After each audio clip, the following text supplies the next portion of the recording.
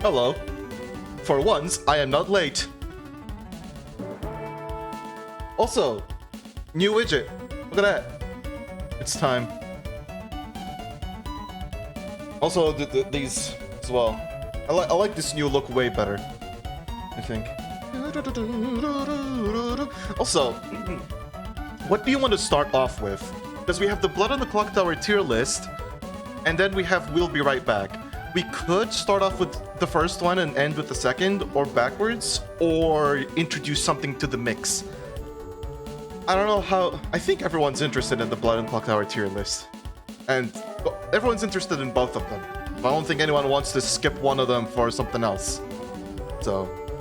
And don't tell me, oh, I'm fine with either way, because I don't fucking know. I like the tier list. Alright, let's start with the tier list. Plus, you get to suggest music. That's why you like the tier list. Because you get to suggest music, you fucker. You smart bitch. Alright. Alright, let's fucking... What's new in Zen? I've meditated a bit, and I've decided I am new. Anyways... Look at this tier list. I feel like we've done a fucking mess here. Oh yeah, sorry about that. I don't know what the hell happened last time. I think I was invested... I think I kept getting distracted by other shit. I think that's what happened last time. Because I distinctly remember seeing your links and going, yeah, I'll check that out at some point. And then I just forgot. So I'll... However, let me just... Bruh, look. You know how I am. Can't blame me for forgetting. It's literally like one of my defining traits.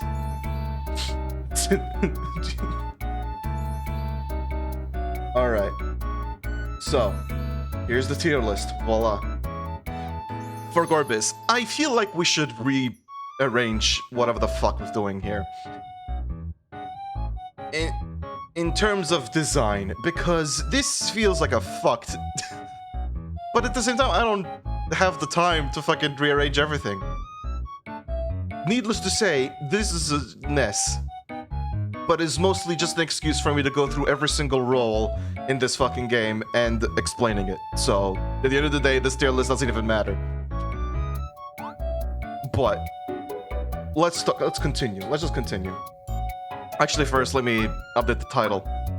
This probably should. Continuing the evil books tier list of evil. Yeah, that's basically it. And it turns out that more people than just me are interested, so it works out. Alright. So, the Pit Hag. This is a Pit Hag. The Pit Hag is so fucking fun. The Pit Hag is so fun. I'm gonna put it in what the fuck. You'll see a trend here. I love the minions way more than I do any individual townsfolk. Most often. Because of the nightmare that they introduce. They're just fun to play with them. Whereas with good, you have to balance out trying to figure out who the fuck is what. But the Pit Hag I'm putting up there because the Pit Hag is fucking legendary. They're literally just a transformer, kinda, in reverse. Each night, choose a player and the character they become, if not in play. If a demon is made, deaths tonight are arbitrary.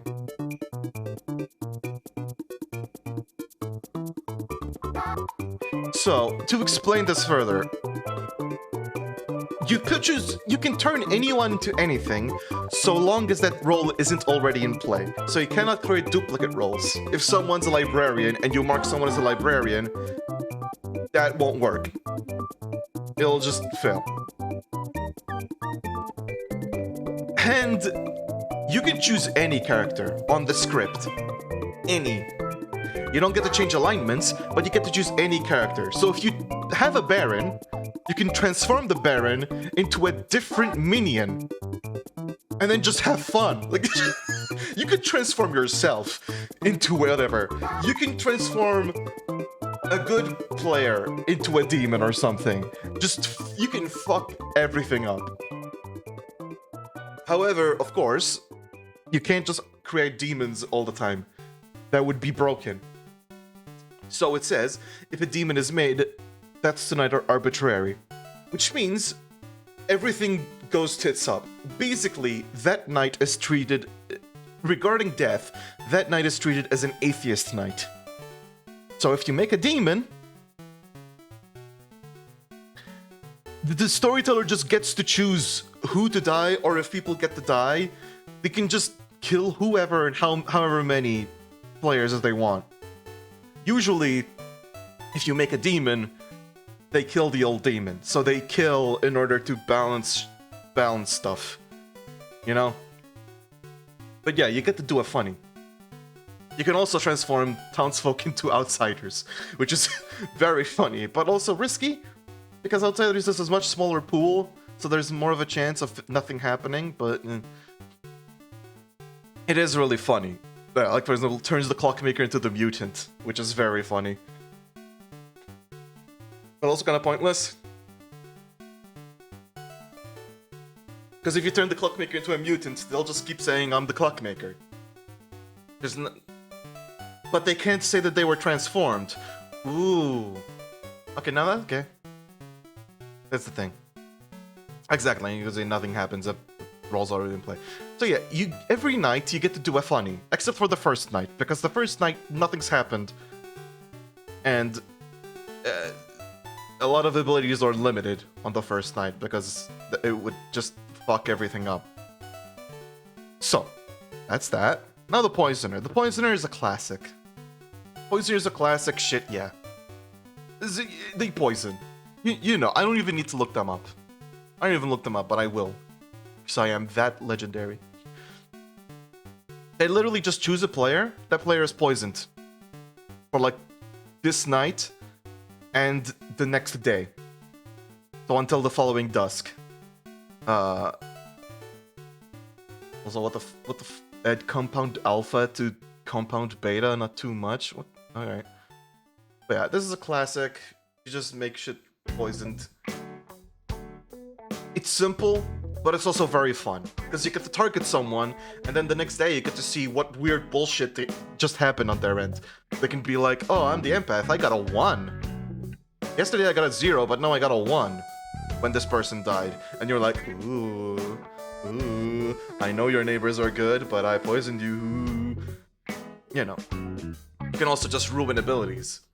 Not to mention, you can work in tandem with the demon to kill people that are immune.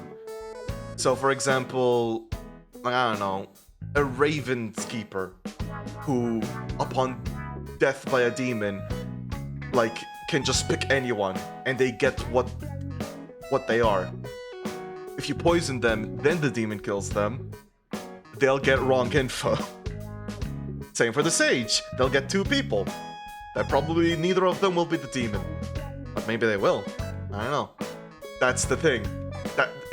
Having this thing on the script also changes things up, because as much as there are ways of getting poisoned, this is certified. This is certified and easy. You just pick someone, boom, they're poisoned. Usually with everything else, there's some caveat or some additional thing or whatever the fuck. Here is just, nah, you fuck with someone. That's what you do. And they don't even know it. So, you know, good luck. That's why I like that.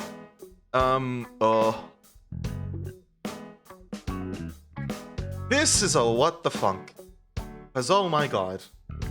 This is good. This is the Psychopath. Let's see this music. What is this? Diabar. I read that as diarrhea for a second, not gonna lie. Most songs. Warned when the drop hits. Urinoid. No. Oh. I read that as diarrhea urine. What? No, it's not. Travis? You're Travis? Alright. Well, anyways. This Psychopath. Well, I put in what the funk. This motherfucker is extremely fun. Each day, before Wait. I'm gonna wait for the drop, or whatever the fuck this is. Oh, psychopath? You're saying you're a psychopath? Oh yeah, buddy. Oh, you sure are.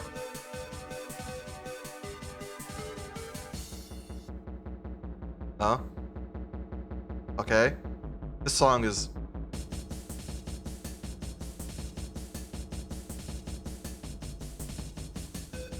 This is giving me, like, Lisa the Painful vibes. I'm not gonna lie. This is just... It's got that funk to it. Anyways. Okay.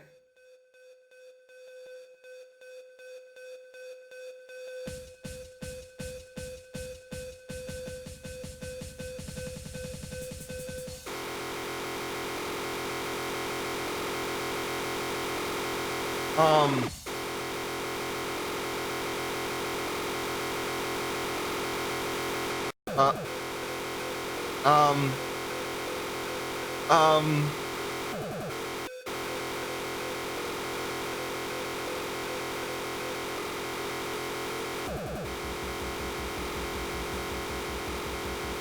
I can't... That's the extra tone? The extra tone is the thing that sounds like fucking construction equipment and is drowning out the rest of the song?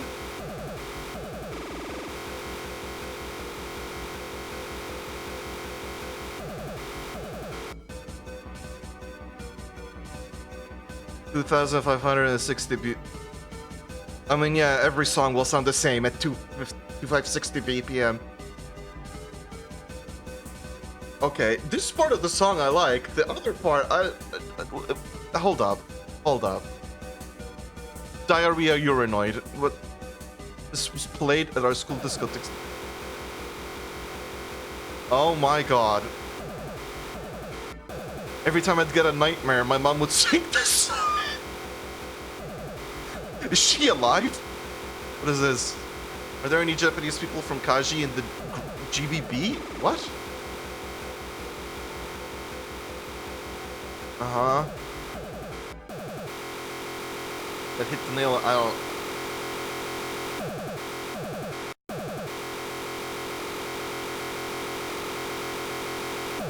Excuse me.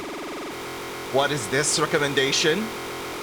The Omniverse, giant void in the universe, 1.73531777E plus 154 BPM hypertone.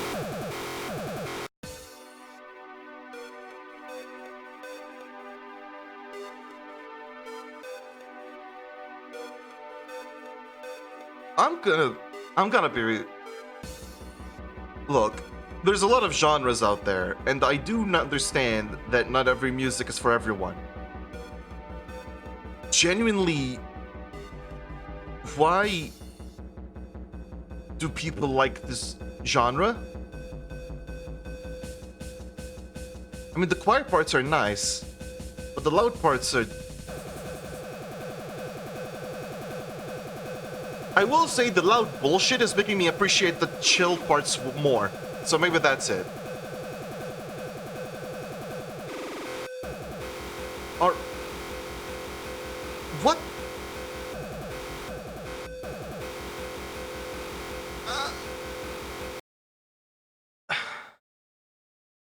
Okay, so I'm never listening to one of your recommendations again. Honestly, wait, hold up. Where the fuck was that universe thing? Whatever this giant void in the universe. Let's see.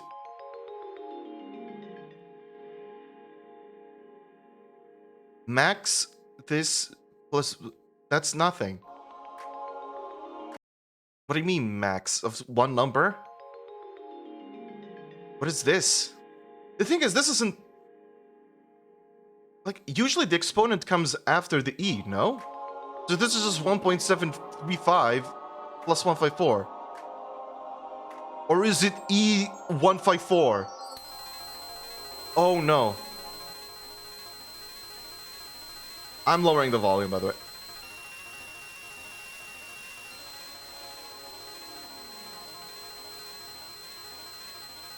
That is literally just...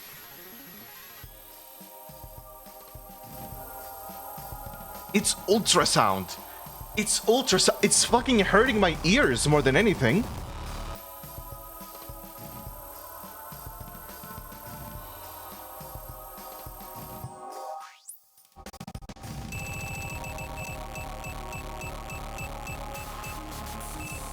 Okay, I'll be honest, this one is more pleasant than the previous one.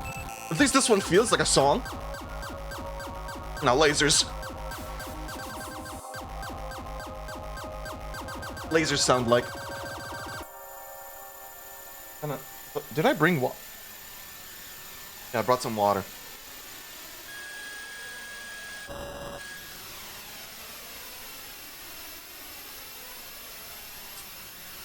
That's what being at the dentist is like. Oh my fucking god.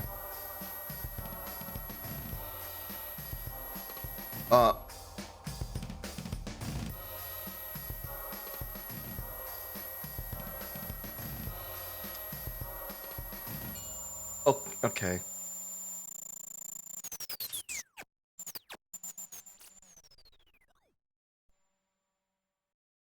And someone made a fucking rhythm game. Yeah, it's not a good sound. It's very high pitched. Now, how the fuck do you turn extra tone into a rhythm game? Epilepsy warning.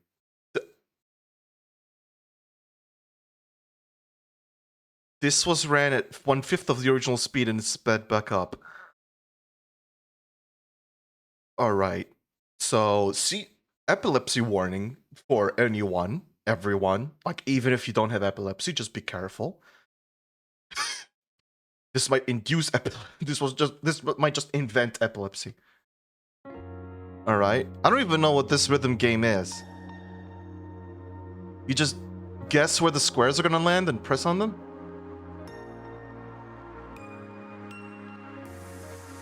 Okay. This part is simple.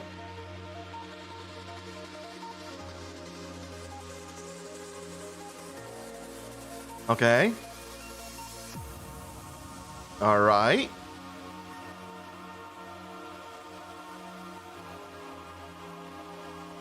Alright. This is pretty chill. Okay. Oh, this is cool, actually. Here it comes. The fucking...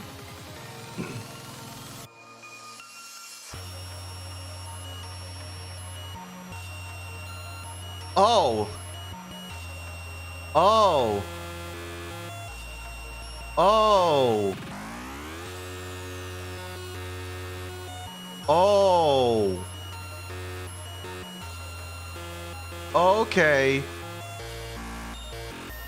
Yeah. Where the fuck are you supposed to press these boxes that come outside of the goddamn grid? What are you supposed to do there? This is Everhood.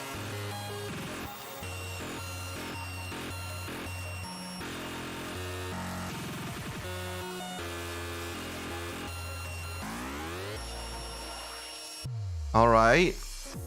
Okay, so 136,000 notes so far. Alright, that's a good combo, I think.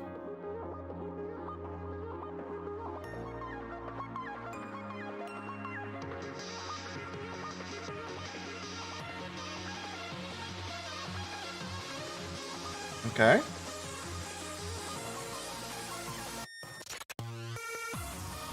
Okay, we're back to normal right now. I heard that the ending slowed down the computer like 5 times, so I guess we'll see.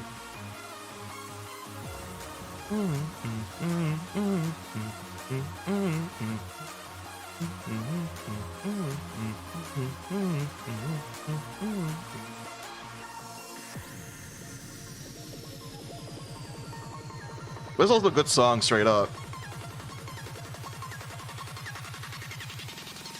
Here it comes.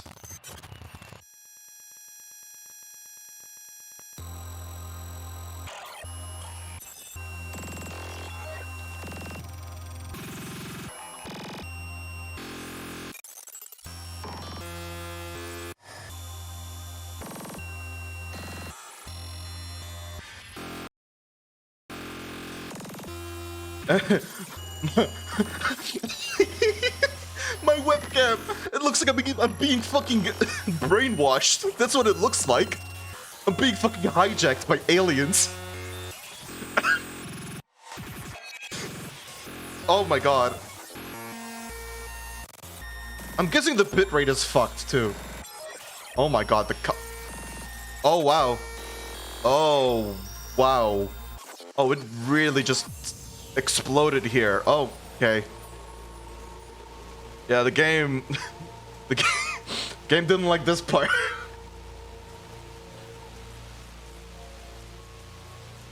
All right. Well, oh, look. 600,000 notes. Damn.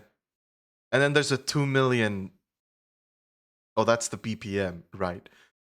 God. I think I've watched this thing like 5 times. And, by the way, did you know that apparently this... I need to... Like, there is a topic I want to cover, but, like, I need to dedicate a section to it. And this is involved. Anyways, back to normal. Oh. Oh. Psychopath. So, Psychopath is very funny. Each day before nominations, you may publicly choose a player, they die. If executed, you only die if you lose Rochambeau. Fish.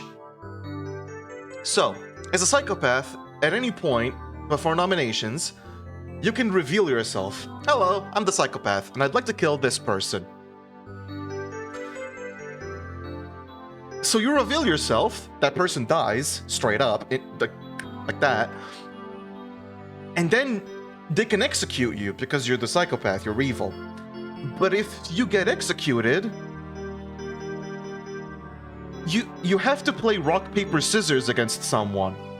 I don't even know who calls it Rochambeau. I literally never heard it as Rochambeau. In fact, I was like, what the fuck is Rochambeau? And then I saw paper, rock, scissors. I'm like, oh, okay. Why is it called Rochambeau? What the fuck is Rochambeau? A song by the network. Another name for rock, paper, scissors. Oh, that's not even how you spell it. Kinda. Rochambeau. I know this name from Paper Mario. Rochambeau?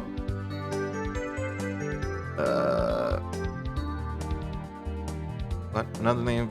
Yeah, it's called rock, paper, scissors. Like, the modern game is known by several other names such as Rochambeau, Rochambeau, Rochambeau, Bato Bato Peak, and Janken Pon. While the game's name is a list of 3 items, different countries often have the list in a different order. Rochambeau. I'm guessing they be... Huh. Rock, paper, scissors. Or scissors, paper, stone. Wow, British people. Oh, scissors, cutty-wutties, righty-whities, and stone. Cutty-wutty. Fucking... In France, the game is something called Chifumi. Alright. Anyway, Psychopath. Very fun. Because you just get to kill. And people can't do shit about it if they can't beat you at rock, paper, scissors. So, woo!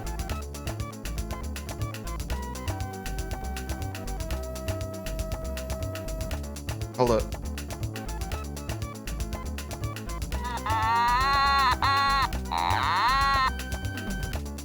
Shit.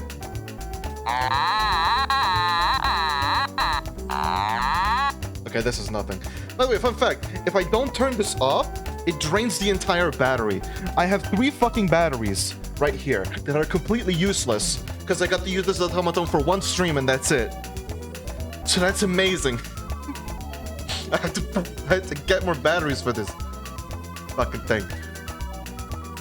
Anyways, you only get to kill someone once, by the way, but you know, it's still really fun because you can just come out and be like, oh,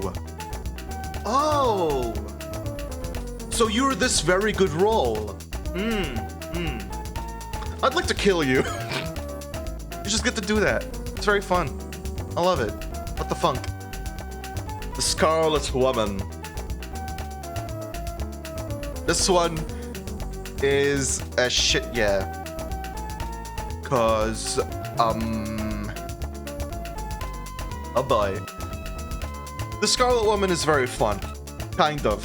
It's not as fun if you're good. It's not fun to play against. Because all the Scarlet Woman does is, if there are 5 or more players alive and the demon dies, you become the demon. So... yeah, you're basically the demon's second life. So that's good. Which means you can't take the game not ending as a sign that they're not the demon anymore, because the Scarlet Woman is at play. Of course, if there are 5 or more players alive, otherwise everything fucks up. It sucks a lot for good. Because good hitting the demon, like, there have been moments where because of the Scarlet Woman, I said, we shouldn't even hunt for the fucking demon. Because if we hunt for the demon, all we're doing is just moving who's the demon, and then we lose all that information. So, we should hunt for the demon when there are 5 or... when there are less than 5 players alive. Because when you're a Scarlet Woman, what the fuck is the point of a demon hunt? Oh, let me hunt for the demon. Bang. Oh, so were they the demon and then moved to a Scarlet Woman? Or were they not the demon? What the fuck? It's a nightmare. I love it. I especially love it when there's... God, like, some demons are fucked. Some demons are just... God. April Fool's is in a week. Oh yeah, it is. Huh. Next Wednesday. No idea what to do for April Fool's. Also. A little bit funny. We get a little bit funny. Yeah, unless it gets delayed or something, I suppose. Ah, God Machine boss battle. Oh, okay, that's not ominous.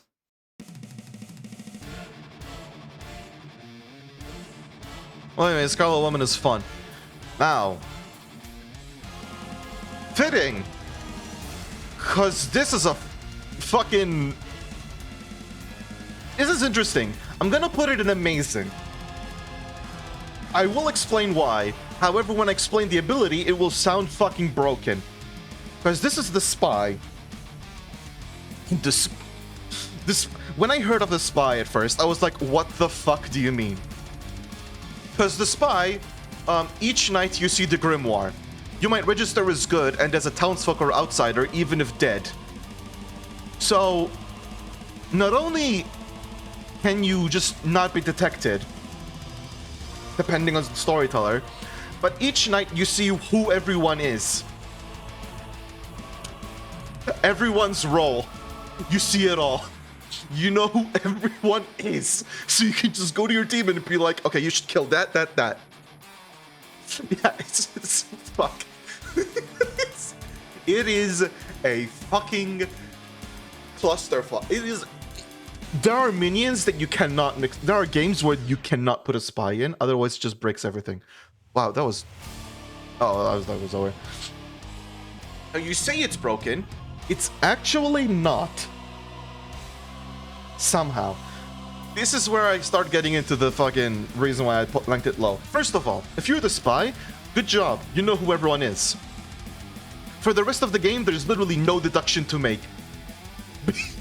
Like, all the fun part of Blood and Clock Tower where you deduce and you try to do this, none of that. You know who everyone is. So you just need to execute your plan perfectly. That's what the game becomes at that point. Which for me is less fun, personally. Also, you might know who everyone is, but if you kill all the great players first, people are gonna get clued into the fact that you have a spy. And then they're gonna start doubting their pings. However, it doesn't matter if you kill the spy.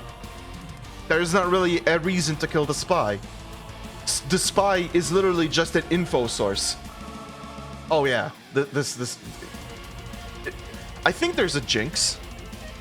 I think there is a jinx between the two. I'll explain what jinxes are later, but jinxes are basically conflicts. If two roles kind of break each other, and Jinx is a bonus rule that changes how those rolls work and interact to make the game work. Usually you know a game has a Jinx because you have to add a specific Fabled roll, which we'll get into Fabled as well. There's a lot of shit in this game. But yeah, this isn't broken because a lot of the minions, as you can see here, are really fucking good. There's a Scarlet Woman who's a second life. There's a Poisoner who just gaslights the entire good team. There's Mezephiles who adds an extra evil. There's the Harpy who can just screw up everything with madness and potentially kill people of their own. There's the Godfather who can fuck with the outsider count and kill extra people. There's the Fearmonger who's an insta-win condition. There's the Devil's Advocate who can protect anyone from executions. There's the Serenovus who drives people mad. There's all these roles which are fucking fantastic. And if you have a spy, that means you have none of them. Well, you might have some other of them, but a slot with a spy in it is a slot that doesn't have one of these awesome fucking minions in it. And information, as good as it is, won't help you avoid the good team figuring out who you are. Unless you just start killing all the info rolls. But if you kill all the info rolls, people are going to clue into the fact that there's a spy. That spy probably talked to the demon, so now they're going to check all the whispers. So, it sounds broken when you go into the intricacies of the game. It's not as broken. Piano dubs... What?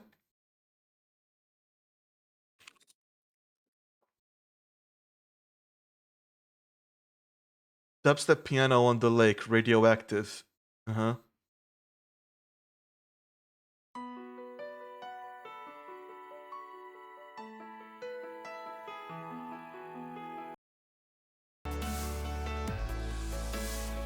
I mean, I'm kind of sick of dubstep, if I'm honest. So, that's my opinion. Like, genuinely, I heard this part. And I went, ah, right, that's why I don't like dubstep. I listened to a lot of dubstep as a kid. And I just do not care to listen anymore to dubstep. There's probably good dubstep out there. I think I like Gabber. But dubstep is just like, I don't know. Apparently, dubstep as a genre has some issues because Skrillex fucked the entire thing up. Like, it used to be much more creative and interesting, but then it became... And so it's like, that's it. So what is this? Angry Red game. What's this Angry Red game? Oh my god. Let me see this. What is this? Blue Archive. Oh yeah, that's a gacha or something, right? Ah. Alright, that's good. The Summoner.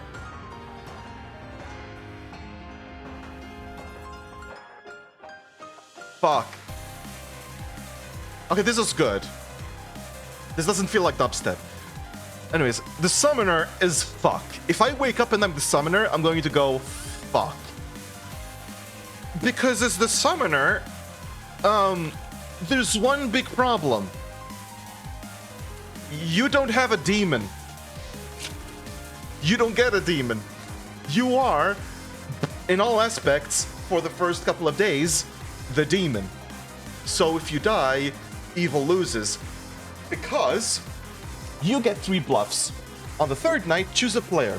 They become an evil demon of your choice. So this is a high risk, high reward sort of thing that you don't get to choose. It's just given to you. The high risk is that you get to benefit from no demon ability for the first 3 nights. In fact, there's no night kills. There are no night kills at all for the first 3 fucking days. So, well, first 2 days. For the first 2 days, like, you lose that, which is just fuck. However, if you go to the 3rd night, you get to choose someone and pick whatever demon you want. So you got that. So you do get to turn someone evil, and not just evil, but into a demon. So you can just check for the most trusted one, turn them into a demon, and then just fuck off. You could, yeah, exactly, you can make a good player a demon. You practically probably want to pick a good player to become a demon. Like, you just pick someone, they're the demon now, and they can just keep acting like they're the other role. Voila. But the reason why I put it in fuck is because of that entire thing. There's all this pressure on you to not fuck up, because if you fuck up, you won't even get to reach the demon. You'll just die. However, luckily, you aren't a demon. So all the abilities that detect demons, like the Fortune Teller, you pick 2 players, you get to know if they're demon. The Sage, if they die, if they die by demon, so that doesn't work. But the Fortune Teller won't catch you because you're a minion. That's one of the only benefits of the entire thing. So literally, at the same time, you're losing a good. Because you're not adding a minion into the game, you're replacing a minion and removing the demon. So if you pick a good player, the evil team is now the size it should be, and if you pick an evil player, the evil team just has 1 less player. Which is fucked, unless I'm misunderstanding.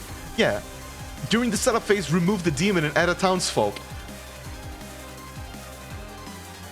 This fucking roll is... Anyways, yeah, that's why I'm putting it in fuck. Because, what do I do? Now, this one is very funny. A lot of these are very funny, but I'm gonna say that a lot. The Vizier. People who know what that means probably know what this is already, kinda. Maybe. I don't know. The Vizier, there's like this fucking joke where the Vizier is someone who's like poisoning the king. Evil Vizier who poisons the king to become the king or whatever the fuck. This goes a weird route. The Vizier, all players know that you are the Vizier. You cannot die during the day. If good voted, you may choose to execute immediately. So, this needs some explaining. So, when you start a game, everyone will know that you're the Vizier. The storyteller will literally be like, okay, and this player is the Vizier. You know, just wait to everyone. Like, hi, I'm evil. They can't kill you, because you cannot die during the day. So they can't exactly execute you. So that's great. You just get to be publicly evil. And just chill out. Like this music. I'm so evil. I'm so evil. However, then the second part comes into play. If good voted, you may choose to execute immediately. This is huge. So let's say there's a player that you really want to kill. And they get nominated. Or you nominate them. It doesn't matter. They get nominated in some way. At least one good player votes for them. At least one good player votes for them. Even if, like, that's the only vote, and there's, like, someone who has, like, 20 votes on them, it's impossible, but if someone has, like, 12 votes on them, and there's this player who got 1 vote, like, let's say you're playing a game, someone got 12 votes. And then you nominate this person, and at least one good player says, fuck it, I'll vote for them, and they get 1 vote. Realistically, it's fucking useless, because the other person got 12 votes. However, if it's the Vizier, you can be like, they're executed. In other words, if at least one good votes on a nomination, the Vizier has the power to force that execution immediately, even if they don't have a majority. They can just force it. They're like, yeah, they're dead. You can also choose to not force it, just to fuck with players about who want to die or not.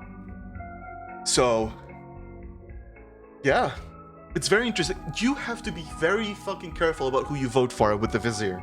Because if you vote incorrectly, the Vizier can be like, executed. But yeah.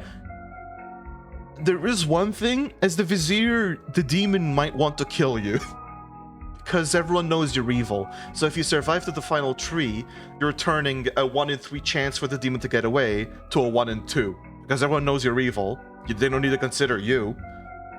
So, the demon will probably want to kill you at some point. However, probably near the end. There's not really a reason. But of course, you shouldn't just force executions all the time, because usually if you force an execution on someone, they're going to be read as good. So, be careful on what you force your execution on. Because if you don't force an execution, that person might look suspicious. So yeah, that's very funny and interesting. I like it. Now the Widow. The Widow is kind of like an alternate spy. Who is kind of worse, but good. I prefer the Widow, because the Widow is interesting. There's some interesting flavor to it. Okay, more songs. What is this? The Dragon Part 1.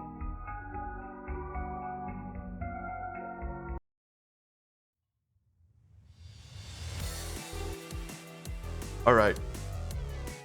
So the Widow. Widow's funny. On your first night, look at the grimoire and choose a player. They are poisoned. One good player knows a Widow is in play. So, this is, you can see the spy part. The spy gets to see the grimoire each night. So if weird bullshit happens, they'll catch on to it. The Widow doesn't. The Widow only gets the first night. They have to look at the grimoire and remember who's who.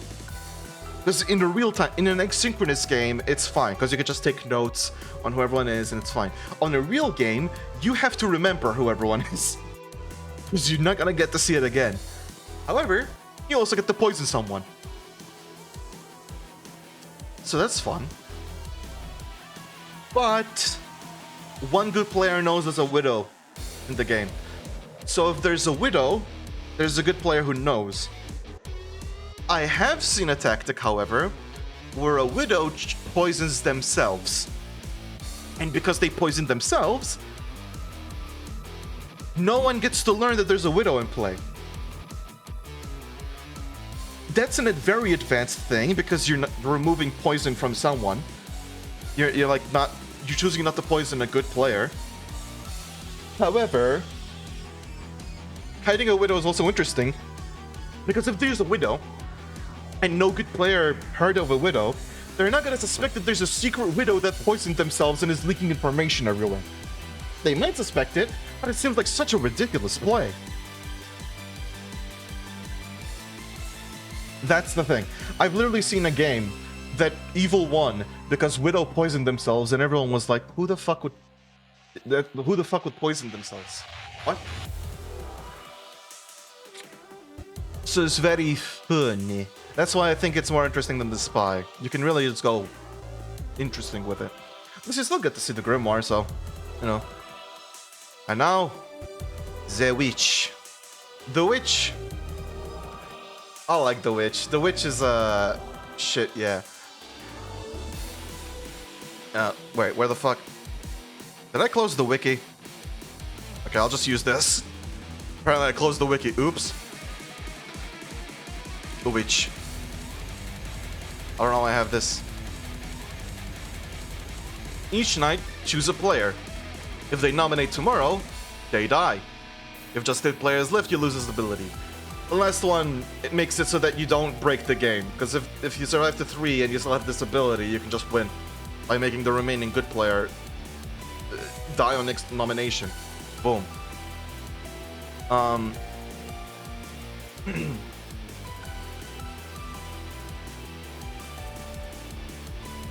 So, this one makes you worried about nominating. Because if the witch picks you...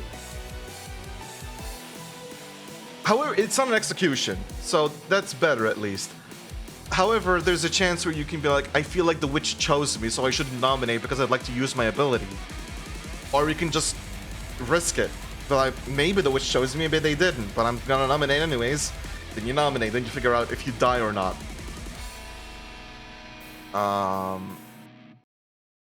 But yeah, it's simple, but it's fun. It's especially fun in the way that you choose someone and you get to look at them like, Come on, nominate. Come on, nominate. Come on. Come on. You know, just fun. Back to chill. The Wizard. Instantly what the funk. In fact, on the top of what the funk. This is the most fucked up role ever. Ever. Just universally. It's... okay. Yes. Yes. Because here's the Wizard's power. Once per game, choose to make a wish. If granted, it might have a price, and leave a clue to its nature. So... you can wish for whatever the fuck you want. Anything. You can wish for whatever the fuck you'd like. The storyteller can choose to not grant your wish, if it's bullshit, like if you wish, I wish evil wins. Nah. But they can be like, in order to execute someone, they need to have an even number of votes on them. So if there's a majority with an odd number of votes, it fails. You could just add a rule to the game. That's the Wizard. You can see why I say it's fucked up. However, of course, this storyteller can adjust. So there is like usually a price to it. Like if you make a wish, like I wish that all minions became demons and all demons became minions, and they grant it, they'll usually have a price, which can be anything the storyteller wants to balance the game out. So yeah, the Wizard fundamentally changes the game. The Atheist, yeah, they changed the game completely, but in one way. The Wizard is just infinite. The Wizard is literally infinite potential. You could change the game whatever the fuck you want. One time, I saw a game where the Wizard's wish was every subsequent nomination has the vote needed to execute increased by 1. So, let's say there's 10 players. For 10 players, to kill someone, they need to have 5 votes on them. Right? So let's say I nominate someone, and they get 4 votes. Okay, so they're not marked for execution. The next nomination now needs 6 votes. The odd one next, 7. So... this is a fuck. You do whatever the fuck you want. Enjoy. That's what this, yeah. I don't need to explain this anymore. This is the most fucked up role in the entire game. That's it. Bar none. What the fuck is... what is this? I forget what this is. Is this a demon? It's like an ink blot. The fuck is that? What? I think it's a demon, because I think the Wizard is the last amongst the minions due to being so fucked up. Demon, Toymaker, or fucking... I don't know what the fuck. Just the imp. I'm gonna try and go to the demon page. Demons.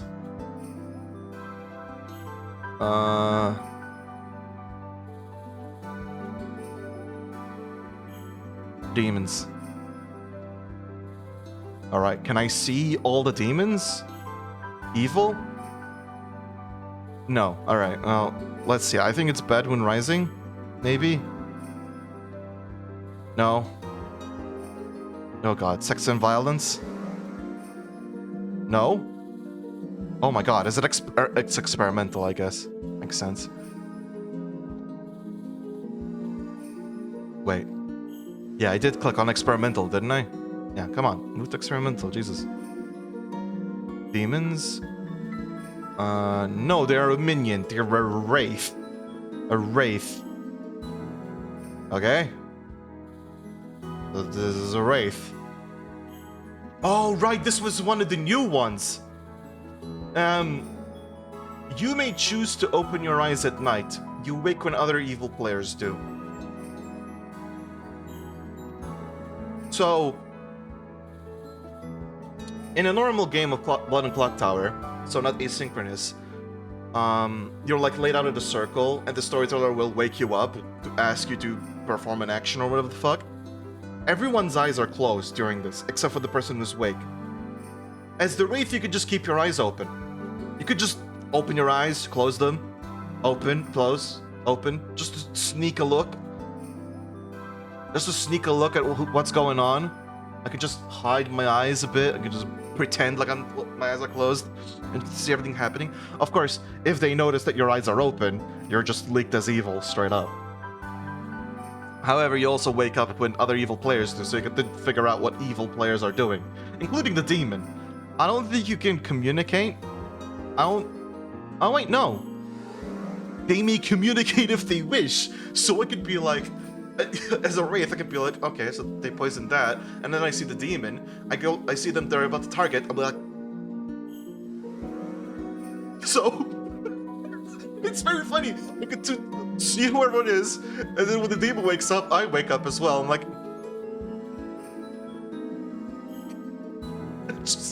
It's very fun. It's very fun. In asynchronous, I have no idea how this is implemented. Oh yeah, here's our jinxes. Wait, hold up. What the fuck was that, spy? Let's see. I just noticed that it does give out the shit. Anyways, yeah, I'm gonna real quick move this to what the funk, because it's very fun. I like it. I love being evil. You know? Yeah, here are the jinxes. And there's the damsel. And there's the damsel. See? So, yeah, the jinx is, if the spy is or has been in play, the damsel is poisoned. So, yeah, the damsel doesn't have an... The damsel can't lose. They don't know that they're poisoned. But, you know, they are. So you can't win by the damsel, in essence. That's basically how this works.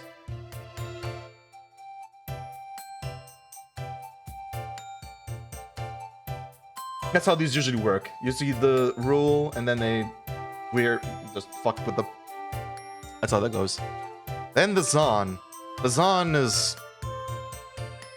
It's math, kinda. I don't even know what to call it. On night X, all townsfolk are poisoned until dusk. So, let's say you have 3 outsiders. On night 3, all townsfolk are poisoned. If you have 1 outsider, on night 1, all townsfolk are poisoned. So...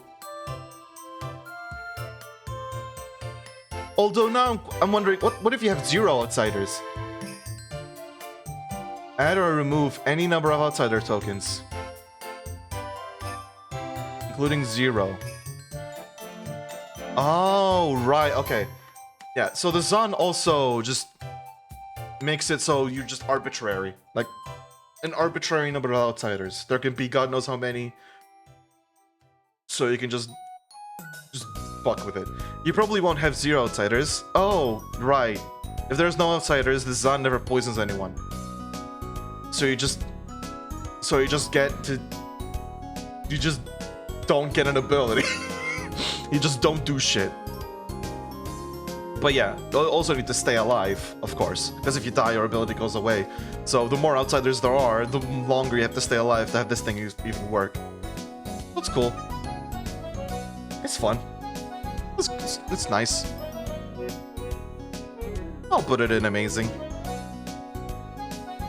It's snack. Also, you get to be snack. Infinite snack.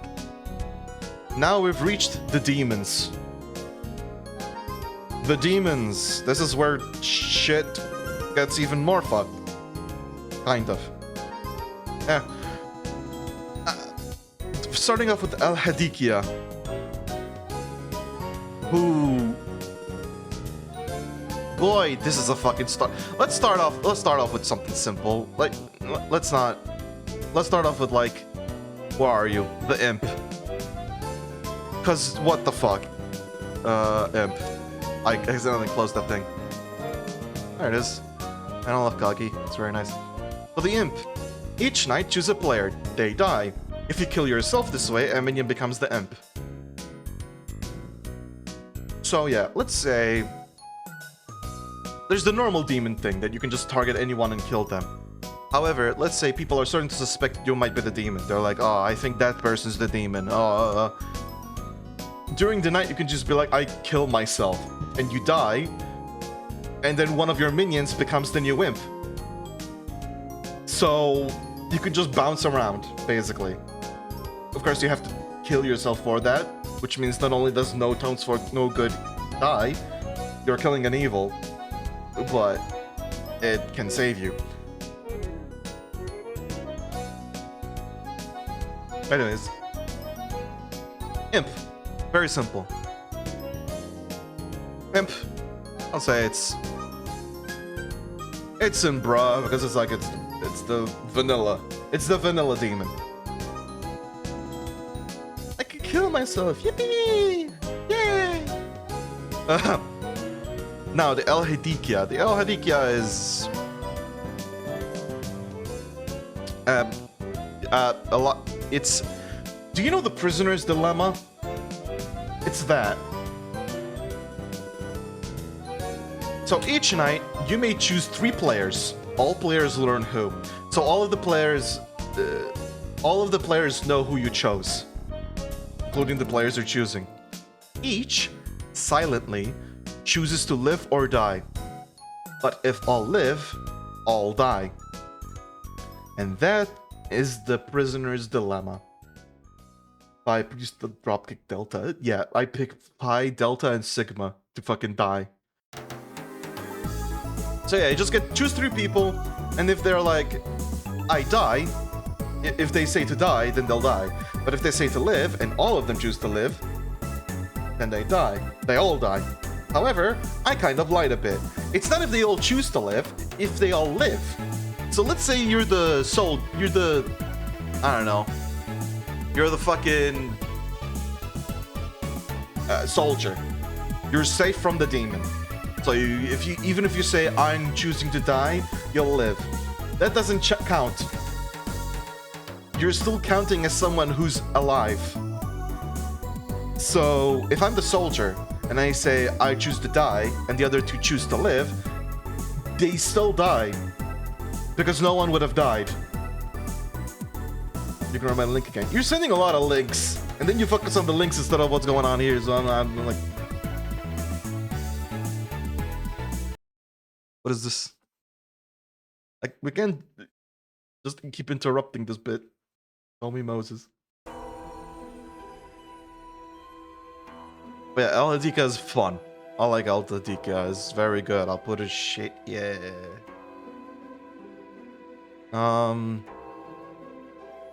So what next? The Fangu. The Fangu. This one. Fangu. Each night, choose a player. They die. Most demons have this. The first outsider this kills becomes an evil Fangu, and you die instead. So you're adding an outsider, so you're taking away a townsfolk. So that's already good. However, if you kill an outsider, you're turning them evil. You're turning them into an evil demon, and you die. So it's like you've moved into that outsider. So yeah. As a demon, you want to know who the outsider is, so that you can kill them, and in so doing, die, and they become the Fangu. This can only happen once, so the new Fangu can't just pick an outsider, and they also become the Fangu. They'll just die normally. But yeah, it's fun. I like it. It's good. It's good. I'll put it in amazing. The Kazali is So the Khazalis, each night choose a player. They die. You choose which players are minions. Which players are which minions. Arbitrary number of outsiders. So, if there's a Khazali in game, there can be any number of outsiders. Any number. Because you can just fuck up the count completely. Not only that, but if you're the Khazali, you get to choose players. You get to choose who your minions are and what those minions are. So instead of being like, this and this are your minion, and then you have to figure out who they are, you can just be like, oh, okay, I choose this to be the Widow, this to be the fucking Poisoner, and this to be the Wizard. And then you just go from there. So, very fun. You basically get to decide what the game looks like. That's what the Khazali does. So yeah, what the funk. Because you just get to choose. Now, Legion. Legion is one of my first introductions into Blood of the Clock Tower. And I remember going, how the fuck does this work? Because the Legion is Six Finger. You'll see why it's Six Finger. It's the Legion, after all. So, how many Legions do you think are in a game? Your answer is probably wrong, because the way the Legion works, each night a player might die. Oh, okay, you're a lot. I thought you were gonna place a number, but whatever. Each night a player might die. Executions fail if only evil voted. You register as a minion too. Most players are Legion. So, in this case, the good team is the minority. You also still only have 3 bluffs, but the storyteller can just not give you bluffs. They just have to fuck around. The goal of this game as the Legion is to confuse the shit. You just confuse the shit out of good so much that they try to execute each other. You cannot, as evil, pile up on someone. Because then if, let's say, we nominate a good player, and then all of Legion votes for them, but none of the good players vote for them. The storyteller will say, alright, 0 votes. The execution does not happen. Which instantly reveals all of you as the Legion. You see the problem. You have to trick a good player into voting with you. So as a good player, you can be like, I vote. And then when it comes to you, you just take your vote back, and then you get to see if anyone backs out. Because if they do, then you could be like, maybe they're a Legion and they're afraid. So yeah, it's a very fun reversal, because most people in the game are lying. They're just straight up lying. And there will be double claims, because you have like 8 evil players that all have to make some shit up. So they're just gonna cause a lot of chaos. They just need to engineer that chaos so that good also fucks up, you know? So that's basically the how the game works. But yeah. The recommended number of good and evil players is the reverse of the normal. For example, for a 10-player game, there are roughly 7 Legion and 3 good players. So yeah. It's very interesting to see a game. It's hard to explain why it's so interesting, but it's interesting. Of course, there's also this that I forgot to talk about, actually. Each night a player might die. Since everyone's a fucking demon, you can't exactly coordinate on who dies, so the storyteller just gets to choose who to kill. And usually they'll kill a Legion, because the game is already fucked in on their side. But yeah, yeah, exactly. This game has a lot of interesting shit, and which means that almost every game has some interesting stuff, because you usually have like 10 roles each game or something. Depends on the number of players. Eesh. Now, I think I might stop after this one.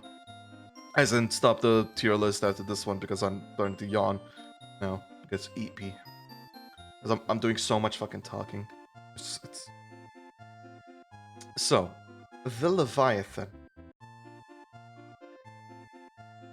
The Leviathan is... what the fuck? And the reason why is because it changes the game. I say that about a lot of roles. Is this fucking Terraria music? What the hell? This is the rainy Terraria music. I guess, yeah, it fits. It is Aquarium. So, Leviathan. If more than one good player is executed, evil wins. All players know you are in play. After day 5, evil wins. Now I know what to play next. Terraria? You want me to play I was gonna do the series. So yeah, this basically with a Leviathan, it's no longer a race to get the demon, and before all the good players die, you have to be patient. Because with the Leviathan, you have one fuck up. That's it. You get one fuck up. So, if the town executes good, that's one strike. If they fuck up again, evil wins. In other words, they have to sort of choose who to execute wisely. However, if good just delays the game, like they just don't execute anyone because they're too scared, after day 5, evil will just straight up win. So day 5 is the last day where you have to kill the Leviathan, otherwise you fucked it. And of course, Leviathan doesn't kill. So, like, you won't get night deaths. You won't get those night kills that help sort of limit and be like, oh, you're probably good because you got killed at night. There's none of that. You just have the Leviathan. These are usually slow games, too, because most games do not make it to day 5. But by day 3 or 4, shit's gone sideways. But... yeah, I'm just spinning my automaton right now. That's basically the Leviathan. It's a very tactical game, exactly. You have to just be sure. You have to be sure that you're hitting someone. And I believe, you don't get to know if who you killed is good or not. So if you kill someone and the game doesn't end, you now have another choice to make. Did I just kill a minion and we're still free to execute? Or did I just kill a good and we're in danger? So there's also that. And the game is also just intense because it's like day 1. Like, it's day 1. The Leviathan is in play. It's day 2. The Leviathan is in play. It's day 5. The Leviathan is in play. This is the final day. It's just, oh, I love it. Good. Good game. Fish.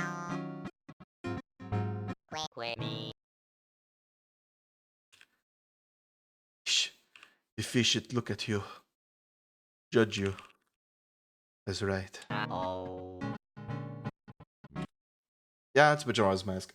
That's what it is. It's Majora's Mask and the demon is the moon. You have to kill the moon. That's Majora's Mask, right? You have to kill the moon? Or something? I don't know. Ocarina of Time? I don't fucking know. One of them has a moon. Anyways, we've gone through a lot. We've made it through all the minions. We've made it through a bunch of demons.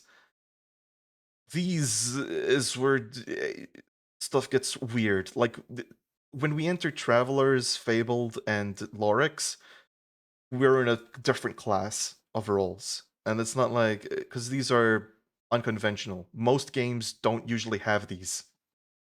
So that's that. Like, next time we'd continue the tier list is probably the last time we'll deal with normal roles. But these are so interesting. They're just interesting in a different way. Kind of like how I explained the Jin and the Tor. They're like modifiers. They're just completely different. Yeah.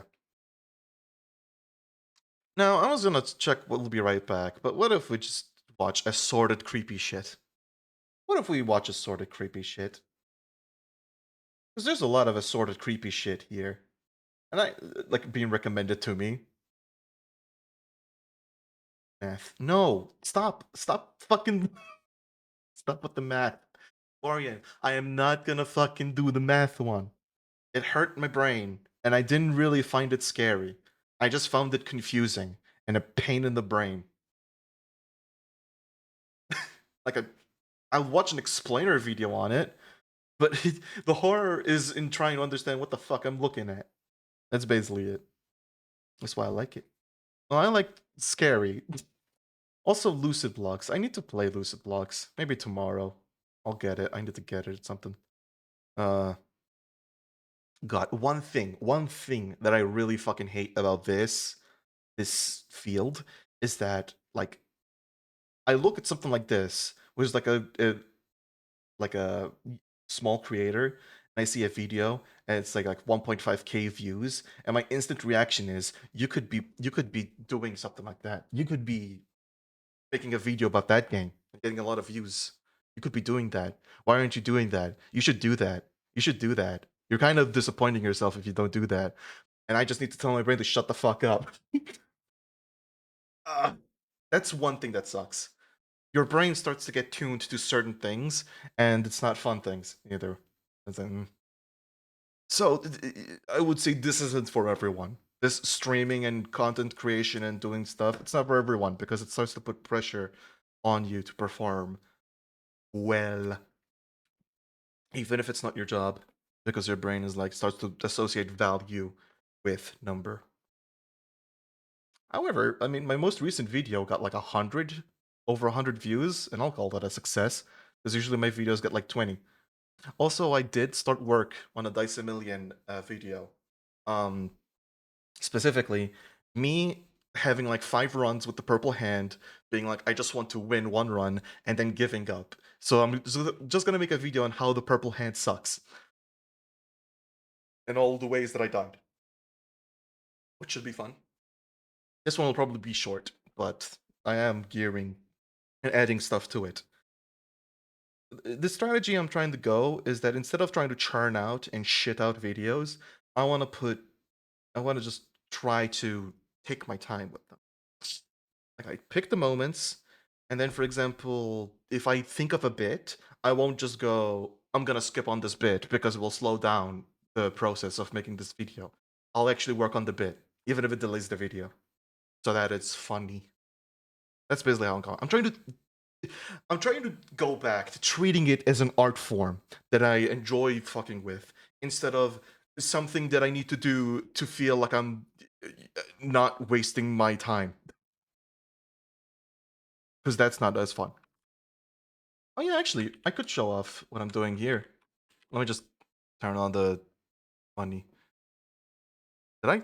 Yeah. Let me just... I'm gonna show off where I'm at in antimatter dimensions world. It feels good to do since I've already shown it off once. Antimatter dimensions. Boom. So I'm at the eternity stage. My milestones have basically all been reached. I have 1,073 eternities. Currently, I'm doing an idle stretch. So if I go to the 3, I can do this. I can get some theorems. Nice. I went this route. I went antimatter dimensions. Then I went idle, because this is the one to go with if you're idling. If you're passive, you do this. And honestly, I do not get this. I do not understand this. Like, I'm sure that there's a benefit to this, but this one, even when I try to get the fastest eternities ever, which, mind you, still mean way less EP, the multiplier didn't even compare to passive, so I'm like, oh, what the fuck is this? But then I made it to this, and I got both of these, and now I'm just trying to see how far I'll go. Will be needed for challenges and late game. I see. That makes sense. At some point, I should probably switch to infinity dimensions as well. But this is cheapest and also benefits, so like, you know. Also 2.3 trillion EP, whereas I need 7 to actually times 5 again. These upgrades are so fucking expensive. And yeah. So this is basically what I'm doing. The next stage now needs 15 time theorems. And after that, I'm gonna have to start thinking about challenges. Because that's when I need to start spending shit. Like, I'll need 15 more, and then I'll need 30 more. So that'll be fun. That'll be very fun. I don't know how I'm supposed to get... Time theorems are fucking... I can see why I quit last time. Because the process of getting time theorems and respecking and having to go through the entire 3 again is like... It's like... Man, it's like... Am I doing any fucking progress here? It's like, goddamn, it's slow. I need 15 fucking time theorems for this one. I already have 7 spent here, and I have 3 banked here, but then I need 5 more. And then I just lose out on this, which is still really good. At times 100 billion multiplier on all infinity dimensions. So it's like... Yeah, basically, I'm gonna dump it here, so that it boosts this run. And luckily, this will just keep increasing how much EP I get. But that's nice. And if I take a while to infinity, well, my multiplier to infinity points is at E38, so we're doing pretty good. I should probably lower this to, like, 10. Yeah, this game is fucking a lot. Shh. Shh. Let me just... No, let me... Oh, fish. Okay. Spooky. We're going to spooky.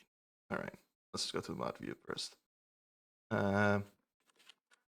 Assorted spooky YouTube stuff. For assorted spookies.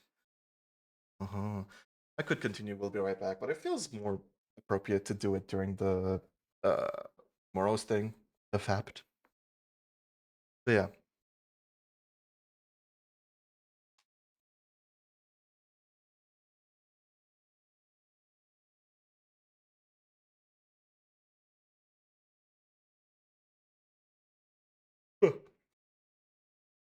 Angry Red game. Of course, if you're more interested in what the other series, we could continue it here. But I'm just like, fuck it. Why not? Got recommended to me. Let's improvise. Plus, this stuff is more obscure. I found some weird Angry Birds knockoff on Internet Archive. Oh yeah, this is definitely a game I want to play. This is definitely a game that I want to play. A free Angry Bird with this fucking thing. Yep. I downloaded the EXE and decided to play it on a VM. Because I'm very smart. Angry Red start. Okay, what is this? You cannot tell me you didn't expect this from that fucking image.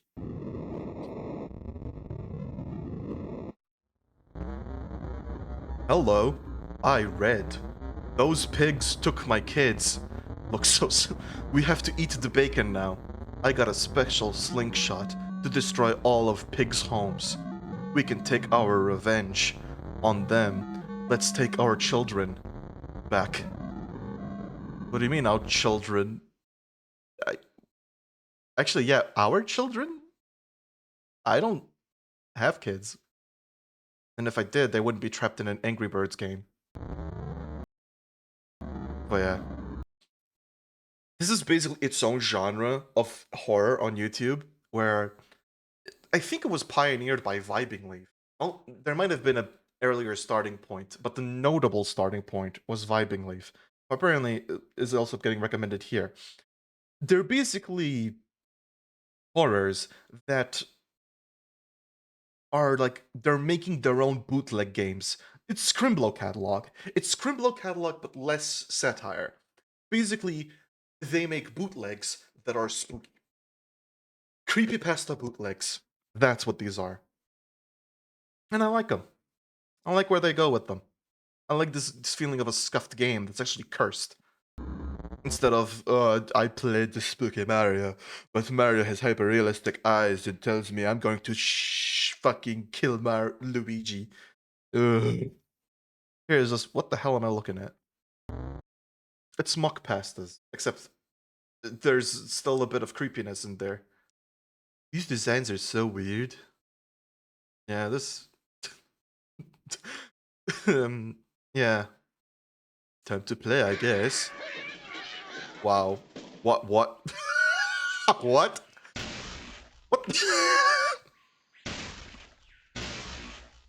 Wow. What is happening? Beyblade? Yeah, this is a...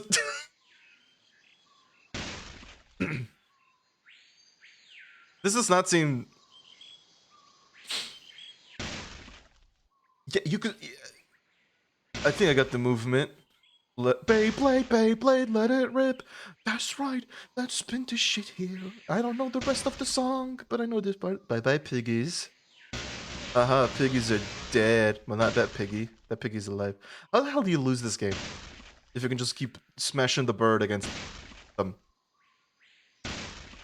Kill the piggy. Kill the piggy. You're not killing the pig. Crap. Oh. Alright. Don't you just hate it? Time's up! Oh, that's how you lose. Okay, well. Should be easier now.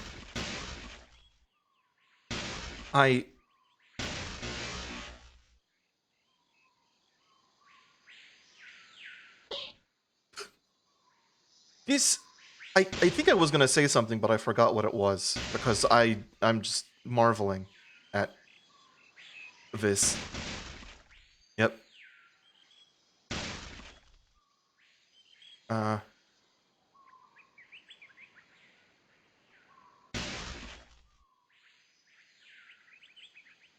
Reminds me of one of the games from Joel's Shareware Madness. Well...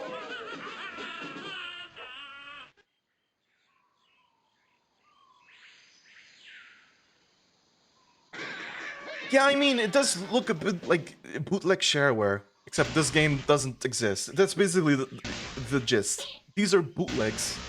Shareware garbage that don't actually exist. Oh, that's what I was gonna say. Trying to hit the last pig is like trying to hit the last brick in Arkanoid or Brick Breaker or whatever the fuck. Helios 2! Helios 2! Yeah. I remember that video, like, scroll down to the comment section of the Wikipedia, like, diarrhea, which is stuck in my fucking brain.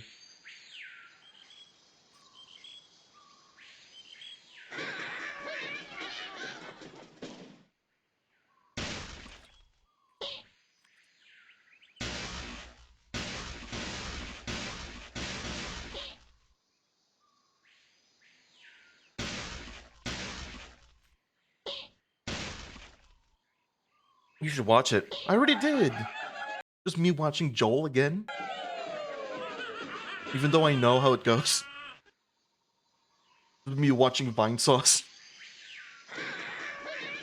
I'm noticing that the background is changing. Yeah, it's getting gray. It's getting hyper-realistic. Hyper-realistic Angry Birds. That thing's a fucking boomerang.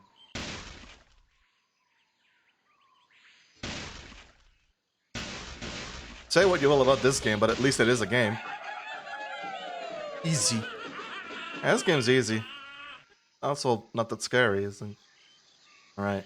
Final level. Ah, the level is black now. Spooky. I've never seen this, by the way. This just got recommended. I'm like, oh, fuck it. Now the background is black? Yeah. It also seems that the level design is getting weirder. I think the level design was always fucked, though. Like, all of the levels were kind of gibberish. At least there's stone now. You can't move? They're adding technical depth. Come on.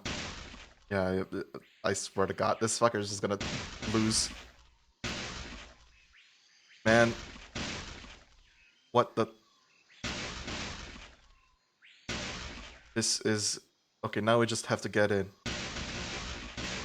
Okay, just get... Just... Yep. I'm moving my mouse. I'm getting fucking frustrated by this. Oh my god, the fucking...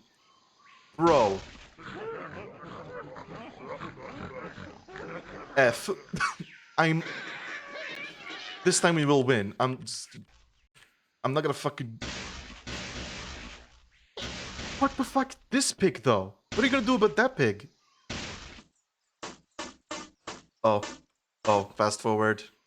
Yeah, this attempt isn't the win. Right. Alright, where are we? Okay, we're doing good so far. Alright. I mean, for tension purposes, I should not be skipping, but... like...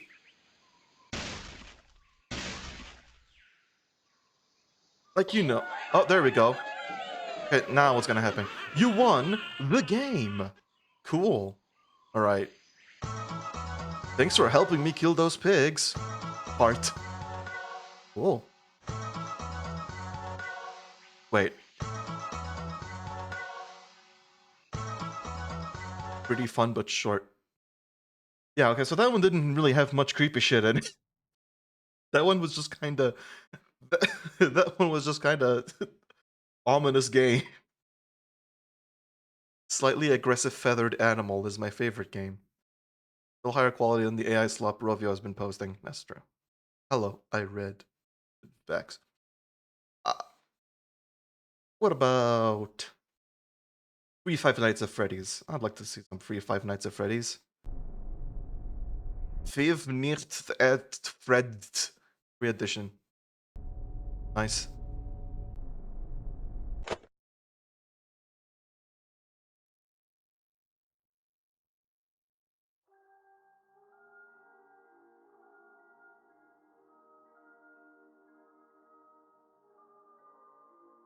Uh-huh. So, yeah, it's just Five Nights at Freddy's. For you. What? Wait, what? Why the fuck did that pop up?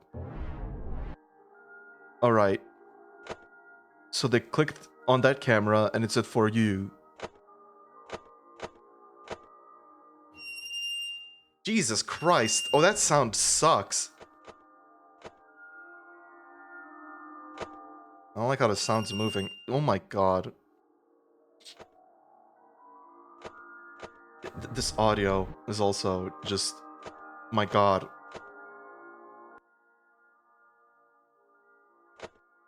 I miss extra tone. Yeah.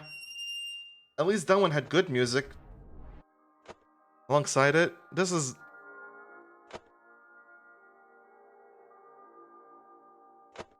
Okay, nothing's We've got 2 minutes. So... Oh, Jesus. Man, fuck that door. Oh my god, the power ticks down. What the fuck? It's 2 a.m. And the power goes down. Alright. Okay, the music's going away now, so I guess spooky is about to happen. I guess it depends on where you hear the music. Like... For you. I keep saying for you. What does that mean? For you? Oh, there's a Russian one. Here. FNAF 1 remake. Is it FNAF 1 remake? Oh, the music went away. I think you're gonna get hacked or some shit, my guy. Isn't like one of those similar to this? Alright. Don't open the fucking door! Keep it closed. Also one. Okay. I might have seen it too. I think it might be the popular one. I'm not entirely sure. Oh my god.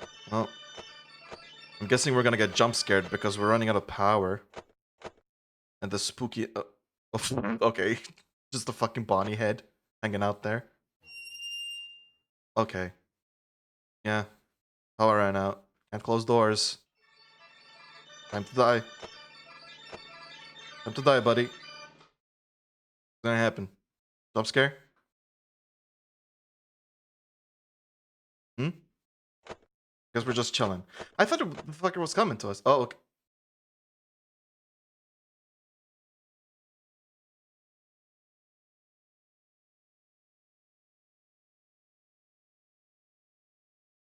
I got virus in my computer. This isn't.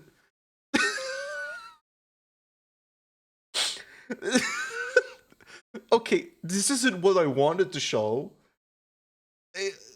Usually there's more to it. And this is just normal Five Nights at Freddy's, but bootleg, and I got virus. There's a Russian thing. I got diarrhea. Yeah.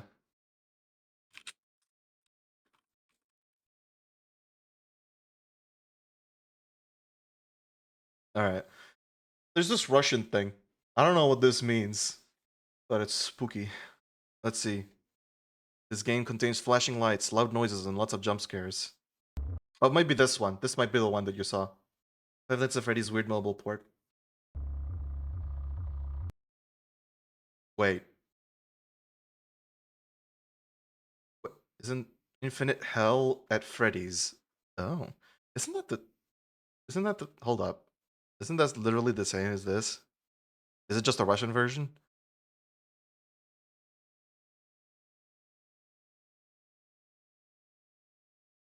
Enjoy the video.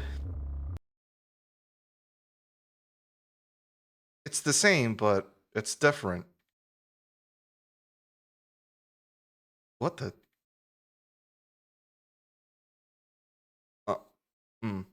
Yeah, like it's a different. It's clearly different. And then this. And then we go to Spanish. Créditos. Okay. And then we have more Russian here. Baboon dollar is better than Bitcoin. 5 nights on Mephatron. This is how I imagined FNAF when I was 5 years old. This is not a translation. Freddy's endless heal. Okay, let's just. Is this the same thing, or I'm guessing it's different. It said inspired. It looks like it's inspired by it. Oh my god, Freddy became orange. Misfortune snuck up on you and you've been dragged down to hell. As you make your way through the dark, you find what you initially think to be safe heaven. Safe heaven? You stand in the dim light, unknowing what to do next. You wonder if you are alone. Is this a remake of this? This might be a remake. Because you soon find out that you are not. There are 4 hungry monsters down here. They haven't been fed for a long time and will do whatever it takes to eat.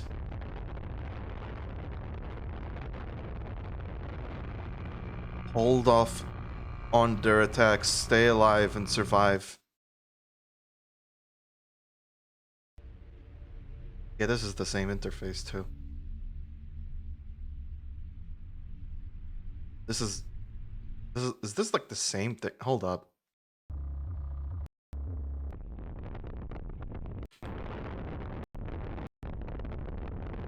I mean, it's different. But it's like kind of like a remake more than anything.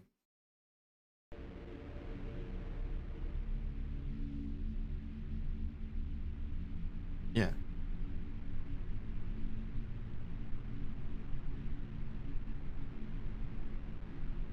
All right. Is this gameplay?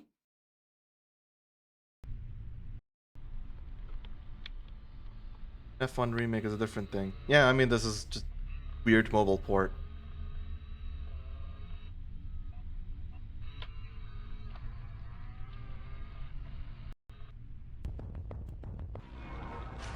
Oh, damn, spooky. Yeah, so this is... Oh, yeah. And then there's just the ending.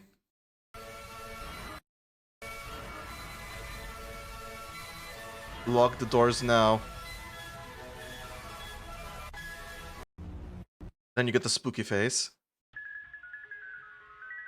Yep. Then it's 6 AM. And then it's like, I'm gonna hack your shit. Send me Bitcoin. This is also... What do you mean I have 30 seconds to donate to this website that I can even type? Or else we will sell your private information for money. I mean, sell it. If you have my private information, fucking sell it, dude. Like, that's it. And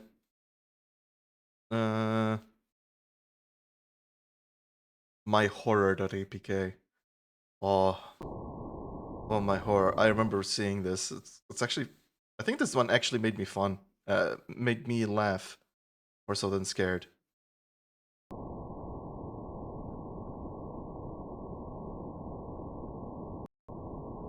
Talking cartoon cat. I found a sketchy website hosting something, and I don't know if it's a real one, but my friend said it is. This is Vibing Leaf, by the way. I think I'll prepare FNAF one. My friend got traumatized by this game years ago, and I'm pretty sure it was very traumatizing for many kids back then. I'll look up FNAF 1 remake. So ugly. Damn. Poor bastard. So ugly. Alright. Oh, you're not. You're. Oh, damn. Oh, damn. Cat's not having fun. Oh, damn. We're talking Tom. I think. Okay, it seems I can't do anything except touch face or punch stomach. Don't want to try out what the X button do. Uh-huh. What X button do? What it do? Got a box? Okay. Oh.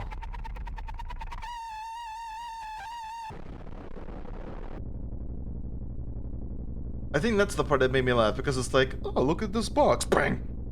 Oops. I don't remember what comes after that, I'll be honest. That's like the most... I had to factory reset my phone, but I heard if you somehow return to the game, just shows dead Tom again. Makes sense? Goddamn factory reset.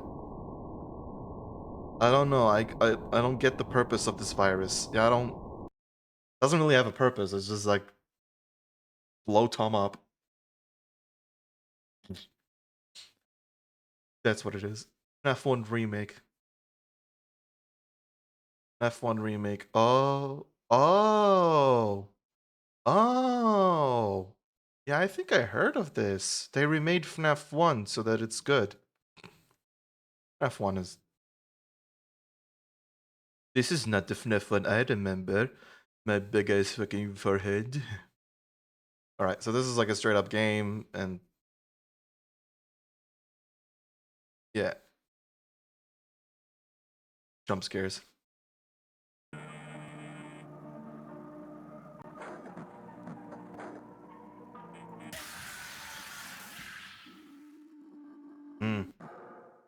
You died. Damn. So, there's the bear. There's the funny bear. You cannot tell me that this is an animatronic that was being used. You run to your office. Oh, they even give you a hint. That's cute. Stuff Oxy. Oxy? You died. Fuck him, or he leaves the cove. Oh damn, the bear. Recharging this will take a while. Oh, what the fuck? Oh, that's the same jump scare. All right. Oh, that's the same jump scare again. Oh, power outage. Now it's time for the spooky tunes.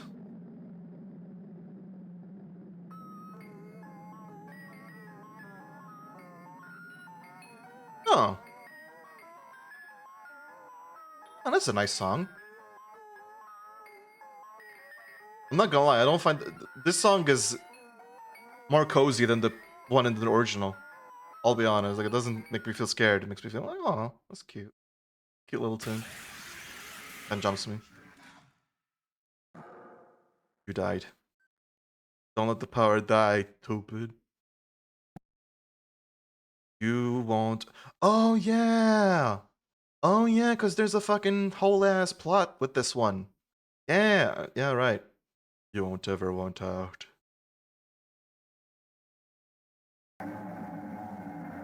And fucks off.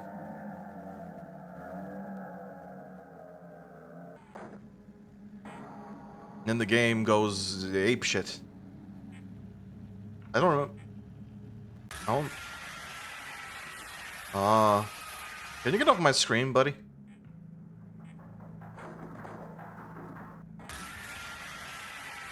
Damn. I'm a bear. I'm a bear. Gary.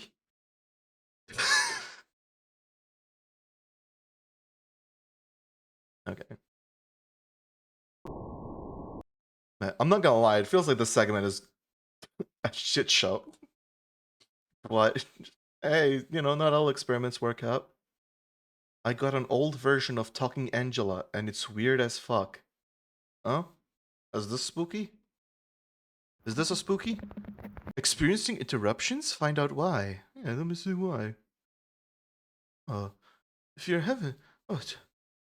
check whether your browser extensions that block ads are affecting video playback. There's another option. It's because of ad blockers. Aw, damn. Anyways, I'm gonna keep my ad blockers on. What is your name? My name is Angela. Who is that in your eyes? Oh yeah, because there was this fucking myth or whatever the hell that this is a weird. The myth was the Talking Angela app, Angela the cat, had a camera in her eyes that saw you. The fucking PNG of Talking Angela had a camera in her eyes that saw you. So that's what that's referencing. Who is that in your eyeballs? My name is Angela. Yep. I see. This is a good bootleg. Isn't it? There's like effort put into this. I wouldn't have thought that about you. What did you do yesterday? I see a room. I wouldn't have thought that about you. What is my name? You haven't told me yet. Okay. So can't predict your name. It's Kian. Do you exercise every day? Fine. This isn't rigged. They say one should exercise regularly. I say most exercise increases your risk of injury. Would everyone else agree with you? I live such a busy life. I get a lot of exercise just walking to things. Alright. Angela. You're creeping me out. Is there a reason behind this potty mouth of yours? What is happening? It feels like the conversations are... nothing is reacting like it should. What just happened?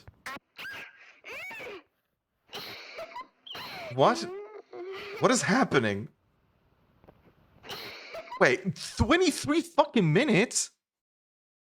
Don't take this seriously, it's a joke. She's an AI, not a real person.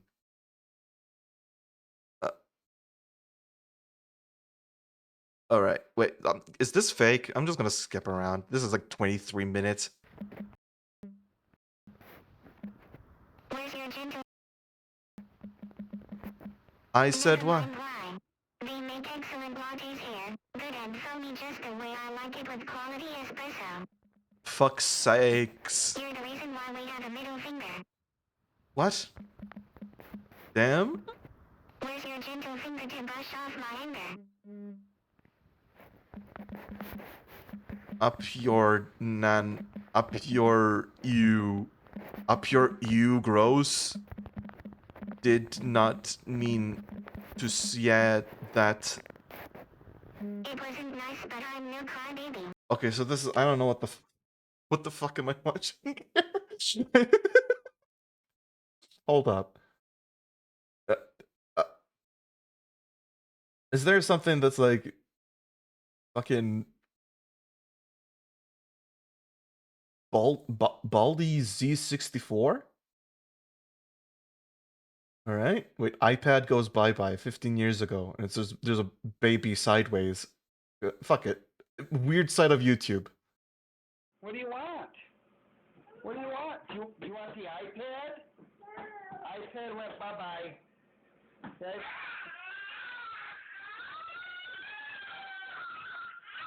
Terrifying. Terrifying. iPad goes bye-bye. So this is where the species began? The species? What? He's older than me now. I present to you the last iPad kid ancestor, Luika.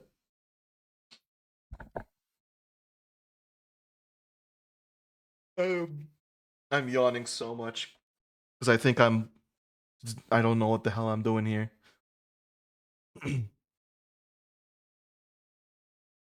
What? Auto-tune dog. I mean, at this point, I'm not even watching scary shit. I'm just like, fucking going through this. Maggie.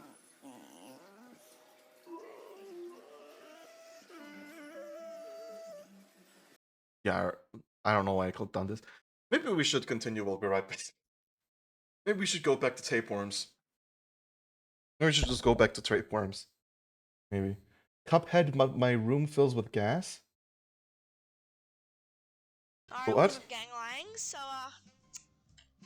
yeah, Cuphead, but my room slowly fills with gas. This was 4 months ago. Let's go, quickly turn on the machine. What is happening? Alright, I got it. And if you guys are wondering why I can't turn lights on, it's probably best I don't turn lights on while the room's filling with gas. Okay, we'll pause your play. Okay. So, look, it's so cool how the lobs bounce, it's so silly. Uh-huh. Alright, we're fine.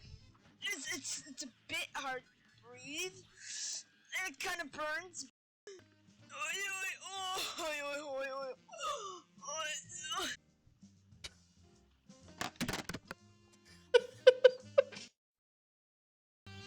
Get your ass up because it's time to go beast mode.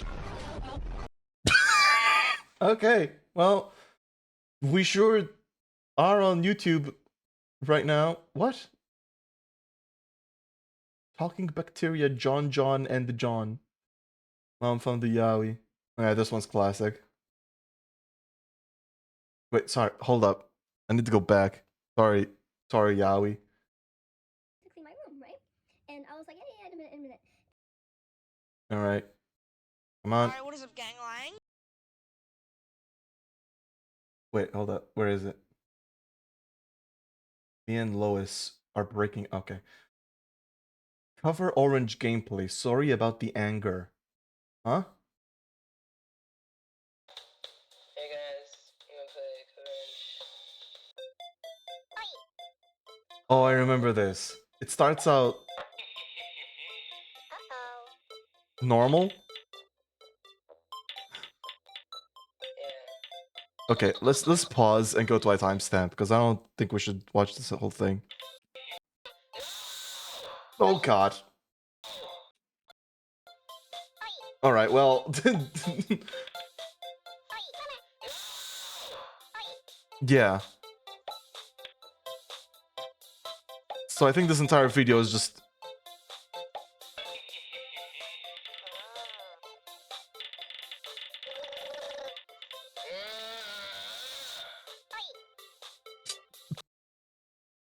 good.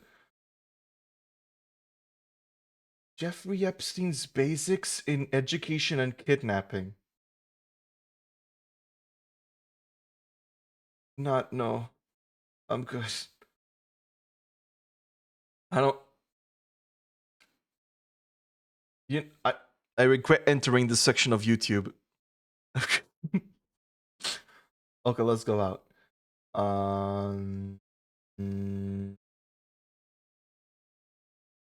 FNAF 3 computer glitch.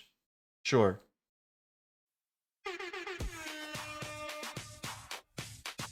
Oh. Oh, what? Creepy FNAF 3 screen. What the fuck is this song? We're contacting this person, but their account seems to be gone. Oh yeah, this was the thing, the FNAF 3 spooky face. Yeah? Extract the assets from the game to my computer? Can you watch something that's not cancer? Yeah. Probably should. I also fucking go to be right back. This was a mistake. This was a mistake. Just going through random YouTube videos turns out not a good thing. No, I should probably have more structure when we go through that shit.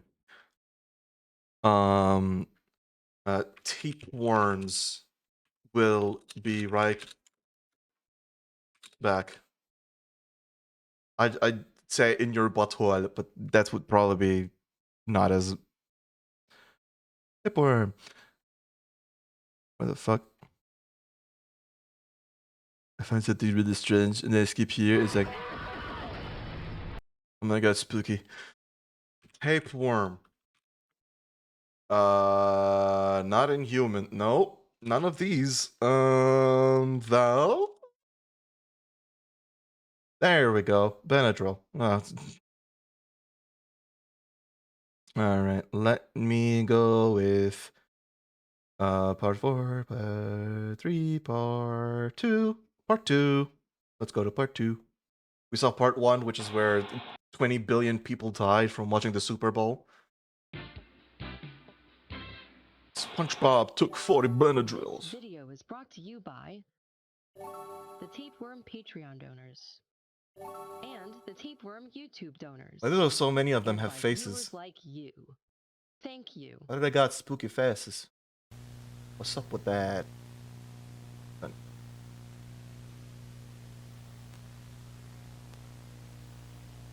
Okay, time for some quality.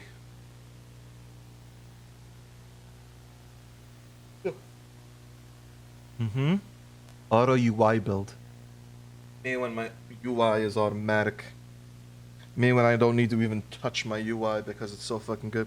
On October 18, 2003, law enforcement raided and seized all available assets at McNeil Tech's sole remaining office building. Included developer units, financial records, website servers, customer information, and much more. I see. That's a lot of information. Technicians and bookkeepers at the scene were questioned, some taken under custody. Every employee questioned universally refused to provide information, seemingly out of fear or repercussion by Mr. McNeil himself. Interesting. How fucking scary is this guy? In March 2007, the Bureau utilized the acquired customer data and a mass seizure of 37,000 Teleblue units from customers. Not every owner of a Teleblue unit was an active subscriber. Some had briefly been in the past and soon discontinued their subscription. Makes sense? Others were not only continuous users of their Teleblue units, not knowing of the company's closure, their automatic payments were still being processed through. Oh.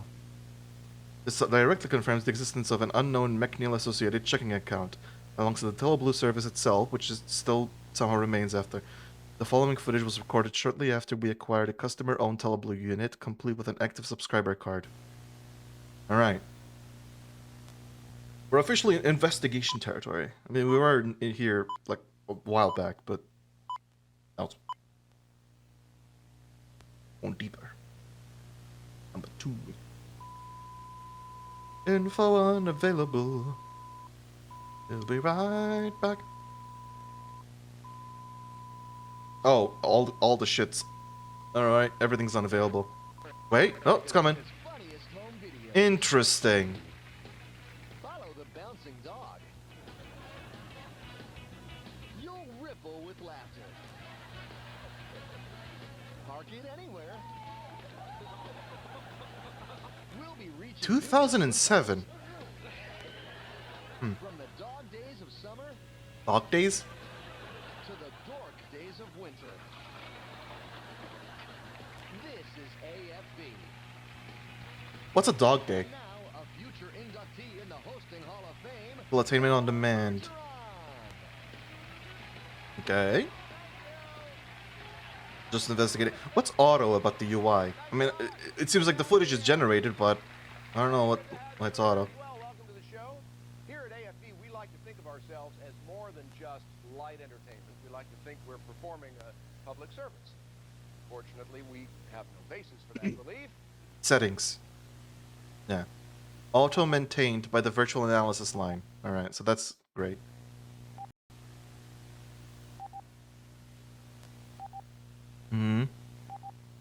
Device info. Notebook Explorer Metal 5, Audio iOS v22, Telefrec required, connected. This is a subscription ID, active since 12/07/2001, valid through null. Alright. Okay.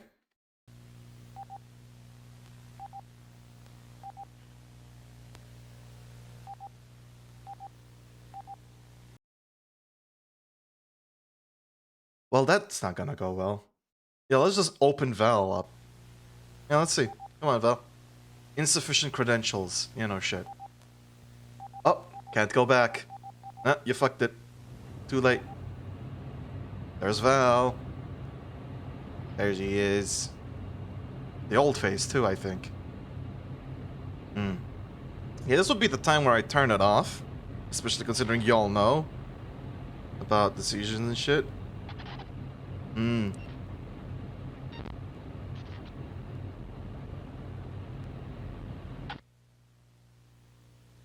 Time to get jump scared. You did this to yourself. Oh my god, the spooky fires. Oh. Hi, Val. What's up? What's wrong? Well, there's a face on my screen. Privacy doesn't exist. I know you more than you know yourself. I shut myself. Damn. I mean, it is so spooky. Look at that. Then again, I'm no different than any other corporation. The only difference is, I farm far more than just your data. Hold up. There was a lot of stuff too there.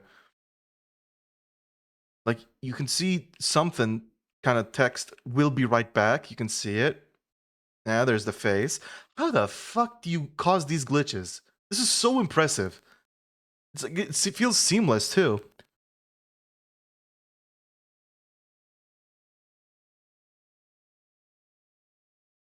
And there's the other face, and there's more glitches. There's the face spinning, and then maybe there's some defense mechanism.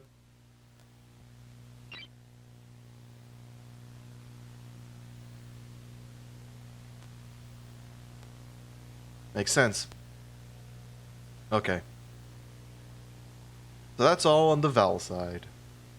Bear in mind, we have yet to confirm other tellable units, development or consumer, currently in the wild.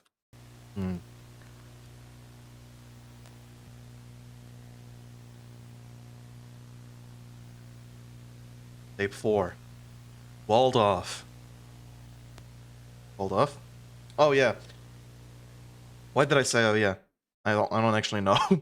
This tape was found amongst the other development log tapes following head firmware developer Yusuf Kramer and head of operations Gabriel Lancaster. Make the sense?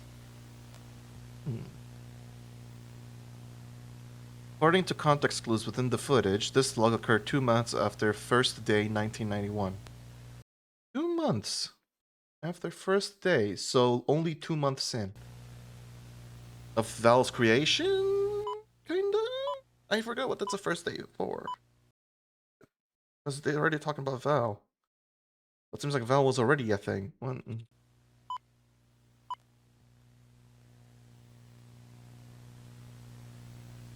Alright. What's this developer gonna be? Okay, bad news. I still can't get console access to Val's database.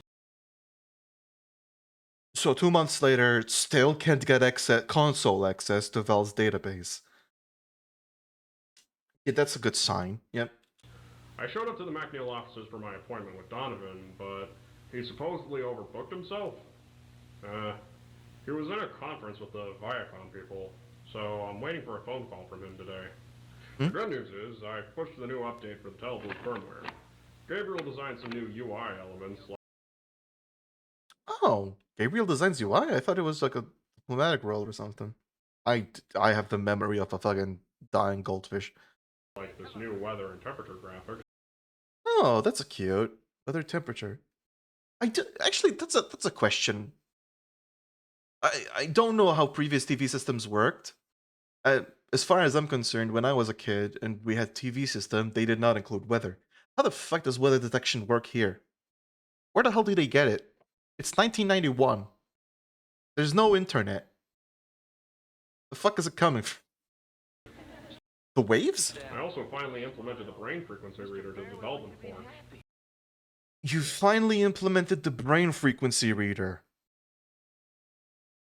Well, I mean, the first part already talked about fucking doing all that shit, but still, if I had to work on a brain scanner for a TV cable box, I wouldn't be so nonchalant. Then again, 2 months in. It's completely accessible through the firmware instead of having a dual boot.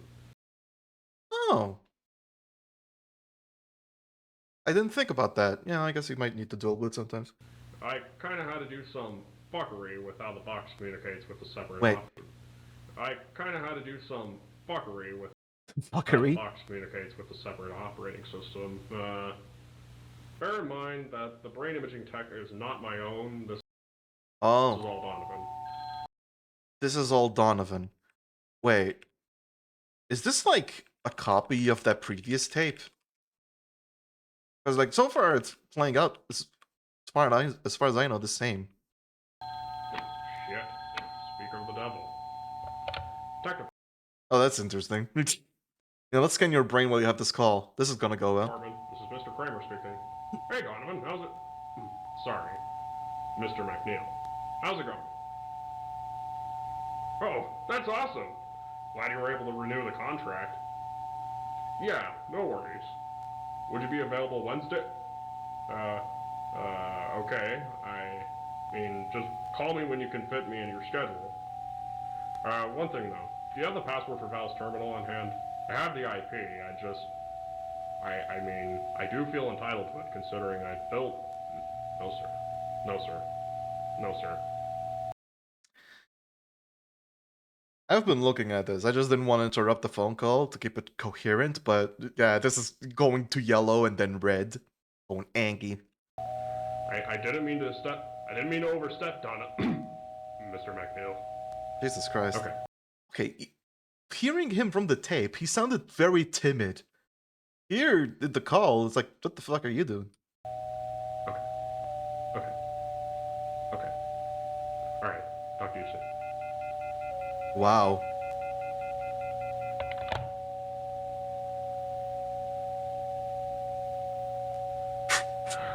I'm such a fucking idiot. God damn it. Hey, is everything okay? I heard. I'm such a fucking idiot. God damn it. Why would Yusuf be saying this? That's my question. I am such an idiot. Is it because he let the box go to Donovan? Oh no, it's because of the call. Because he had a call with Donovan and it seemingly pissed him off by asking for access to Val and then saying that he feels entitled to it. That's probably why, actually. That makes a lot more sense. A loud bang. Yeah, everything's cool. I just fumbled a phone call with Donovan. What, the meeting didn't go well? There was no meeting. Shit, I keep telling him to get rid of that receptionist. He also forgot to call me about some promotional stuff this morning. It's just impossible to meet these deadlines when there's no communication. I don't have proper access to Val. I have to jailbreak Donovan's proprietary bullshit. Sounds like you need a drink. Yeah, right. No remote access to Val, having to break... That's... Why would you need proprietary bullshit? Like, if you're working with something, then why the fuck would you have to reverse engineer that? Why would you have the documentation for that stuff? Or is that him trying to hack into Val? It could be that. I don't know. Still waiting for Telegreen release. It's gonna take a while, buddy. You need to go to a parallel dimension for that. I don't think Antimatter Dimensions has parallel dimension. It might. It very well might. What am I saying? Use that. No, I'm good. Thank you, though. Oh, come on, we can both use a beer or two. No, seriously. I have a thing with alcohol anyways. Oh. Well, we can still go get a bite at least. The diner down the street's pretty good. You know what? I could use a burger. Attaboy, I'll drive. Yeah, just let me grab my cone. Aww. They're sweet. Oh.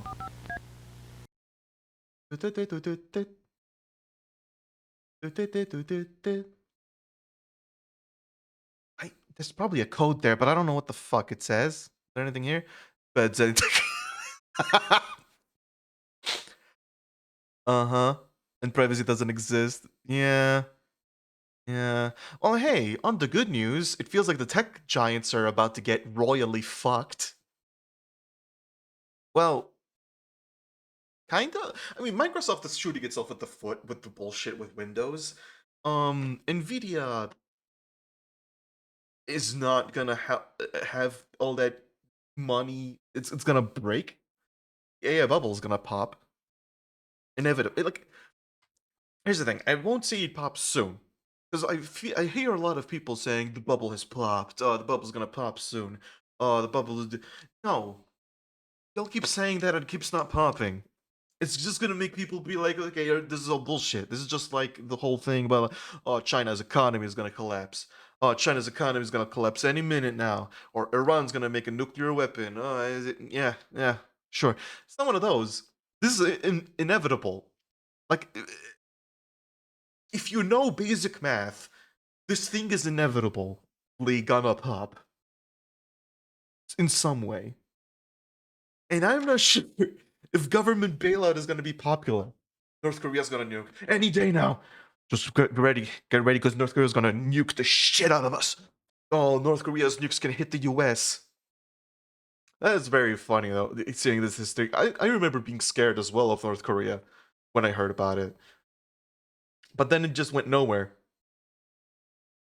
Probably because the nuke works well as a fucking deterrent. Like, let's be real.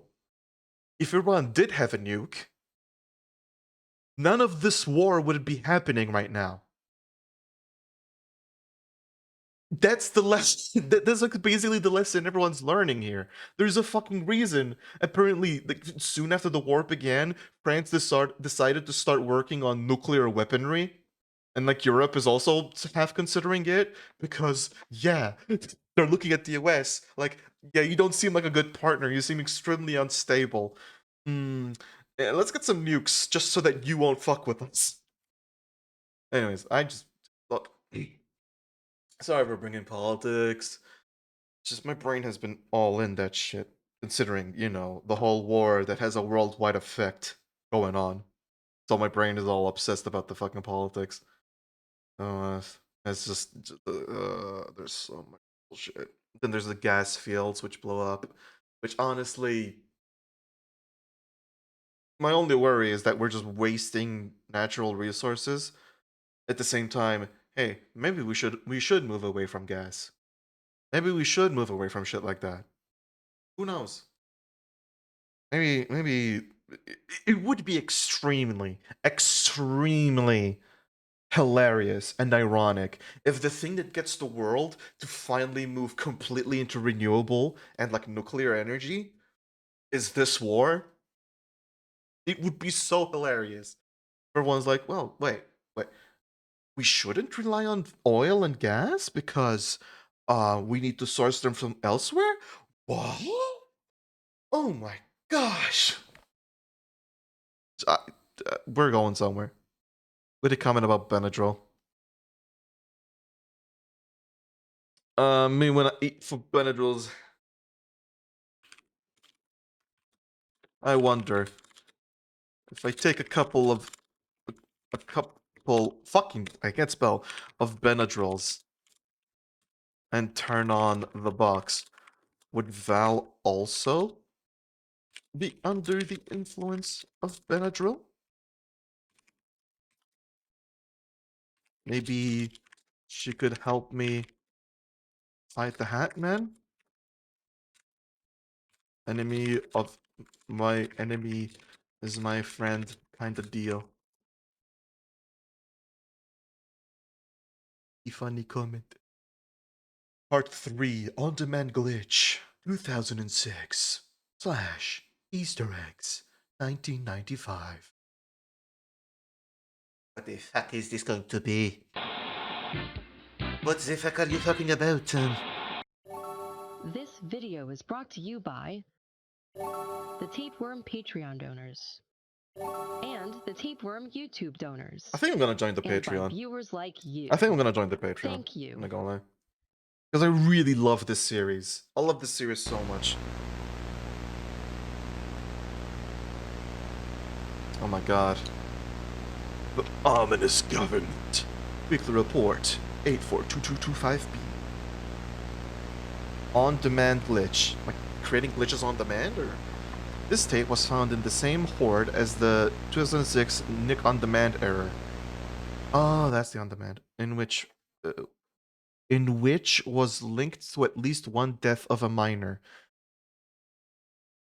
Right. The Nick on Demand error, as far as I remember, is the one where Val first shows up and is in for a noticeable period and then gives us the jump scare. This is where the we'll be right back debuts from Val, at least. It is speculated that the following footage was filmed by the same underage subscriber, which may contain more leads for this ongoing semantic case. Oh. Oh? Semantic case. I don't know what that means, but huh. This is like a premonition of the bullshit? Because we already saw when the kid died. Look at this is the premonition. Oh, the spooky glitches. The spooky Val glitches.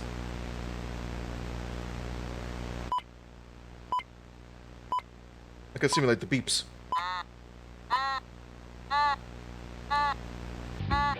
Imagine if tapes did that instead.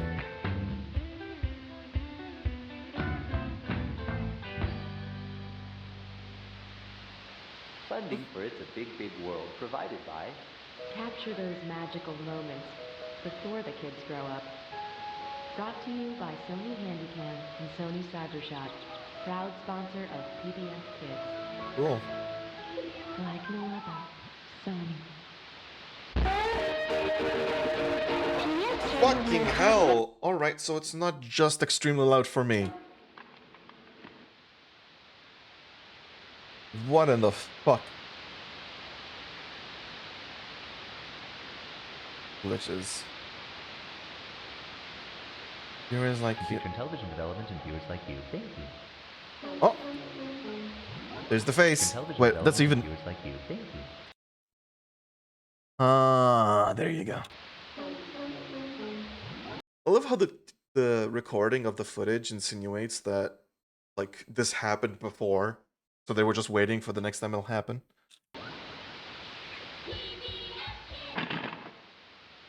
Ah, there's the spooky PBS Kids face. You should play Hollow Knight. Borian. I have Hollow Knight. I've been meaning to play Hollow Knight for over 5 years. Turns out, this brain, right here, this lump of bullshit software, is broken. And it's like a dog, and my leash tends to snap. So when I'm like, I should play Hollow Knight, and the dog finds a silly numbers game or some fucking YouTube series that exists, it's gonna fucking go there, the leash is gonna snap, and well, I guess we're doing that now. I guess we're doing that. And it goes well, it's fun. But it's hard for me, if I start something else, my brain's gonna be like, I wanna be playing this though. That's my main problem. I need to pilot this fucking thing. It's weird. The screen's just black, by the way. Tele. Tele. Tele. Tele. Tele. Tele. Tele. Tele. Tele. Tele. Tele. Tele. Tele. Tele. What the fuck? It's a big, big world. Oh, so this was DVR. Okay. Oh. Press any key to continue.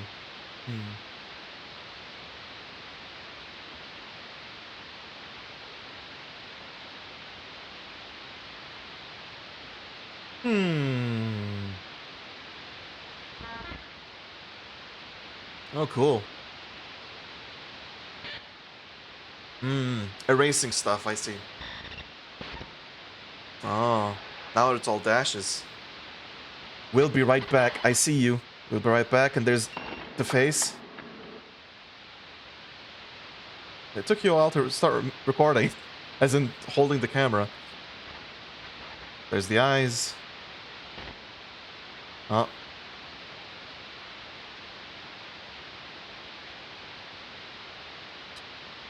Zoom in on the eyes. I see you too, Val. With that. Oh yeah, I can also blink. Hi Val. This service wouldn't be possible without viewers like...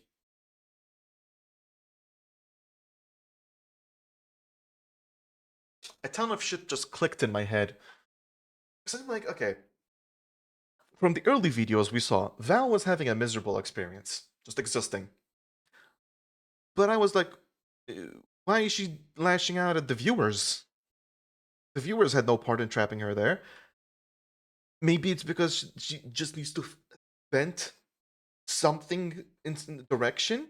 But now I'm seeing it. It's clear as day. This service wouldn't be possible without viewers like you. It's because of viewers like you that there's a company that is maintaining Val's existence. Hmm. Or I might be reading too far into it. Either or. Oh, that little grin. Ah. Oh, there we go. That was cool. Hold up. That was cool. It's like a spiral. Oh, she does the jump scare, but her face is made up of "We'll be right backs." Oh, that is some beautiful detail. How the fuck? How the fuck does this? How this? How this?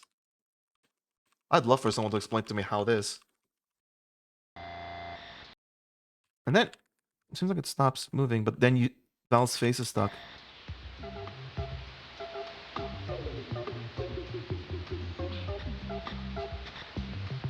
Huh? Damn, she really... We'll be right back. She's really taking over this tape, huh? Okay. Okay, I'm fucking sorry. So, the kid recorded this, and they just kept the box. No, that makes sense. No, that makes sense. The parent... It might have been the channel. Like, maybe the parent called PBS Kids to be like, hey, what the fuck was that? And they'll be like, well, that didn't happen. Like, well, I have a recording of it, and then you just go from there. But at some point, you would hit teleblow, wouldn't you? But I guess maybe the dad also just can't be fucked because it's tired as hell. Anyways. Or the mom. Why am I only saying dad? The mom as well. Anyone. Any carer, really. Despite the UI differences, the return addresses on each tape were identical. We only have working theories to go off of at the moment, but we are proceeding with the investigation regardless. I mean, it feels like completely blatantly Teleblue's fault at this point. I would sue them when my kid fucking died. Easter eggs! This tape is the third earliest recorded development log by Yusuf Kramer. It was one of 3 development logs found with complete labels, even providing exact dates. Easter eggs is dated September 5th, 1995. Oh.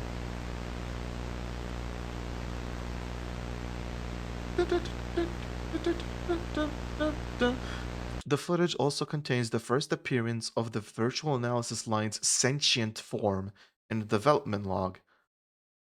Okay, that's interesting. I did see these, but I forgot a lot of the details and shit. So I don't remember. Maybe I'll remember when I start seeing, but... Guess you got promoted to the head of marketing. Not me. But I wasn't really anticipating it either. You know who was, though? Gabriel! That boy finally convinced Donovan after, what, like, 2 years now? Ever since I started working with Gabriel, a single day hasn't gone by without him talking about ideas he has for promotions and commercials. I don't know how he retains so much energy, but he has more of a work ethic than any of I do. And I have 7 people under my wing now. Well, 8 actually if I count the intern. It's just so crazy how much this branch has grown in the past 8 actually if I count the intern. 8 actually if you count the advert?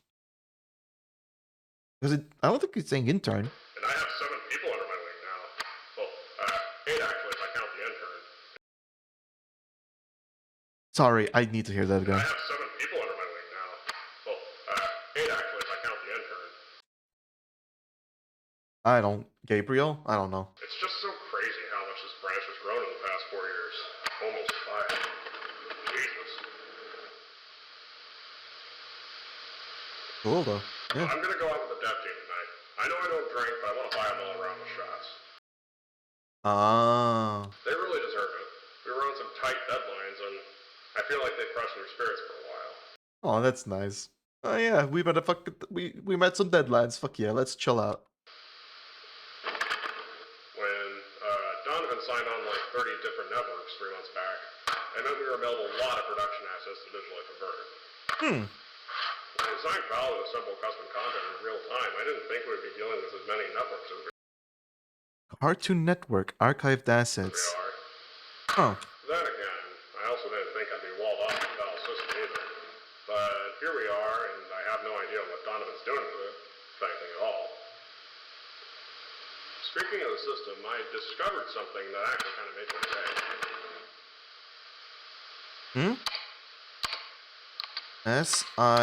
SIMC. Huh? SIMC?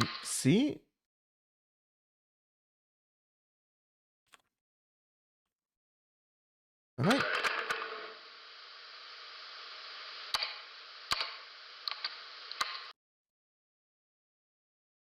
But since he... I don't know what that...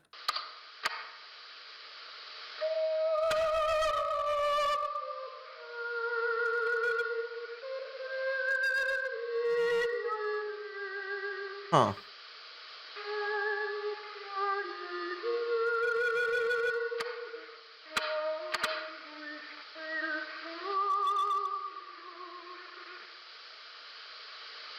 Now, I didn't implement this, which means it had to have been someone from my team.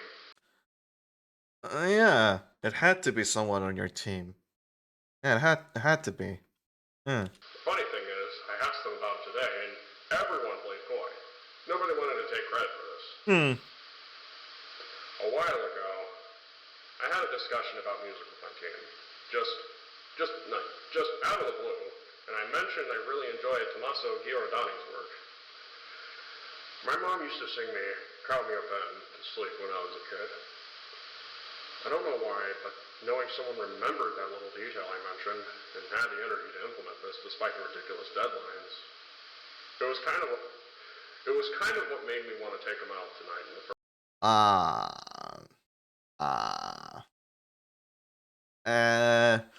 Yeah, no, Val is just scanning your brain and seems to see, you know, the song that you like.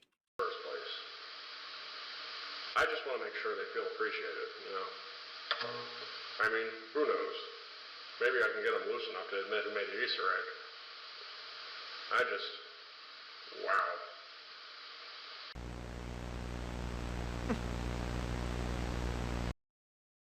Interesting. But it seems like whenever Yusuf ran the program, Val would sing the song. So I also wouldn't call it sentient. It could just be kind of sentient, like a remnant of a sentient thing. Wait. A fucking text. SING. Sing. Okay. I was like, Simsy? Simsy? What the fuck? Yeah, it's sing. She sings. Sing. It's easy. Have fun with the volume with this one, lads. Oh yeah. Very appreciated the fucking jump scare. Killer computer program has incredible singing talent. I need no autotune. Yeah.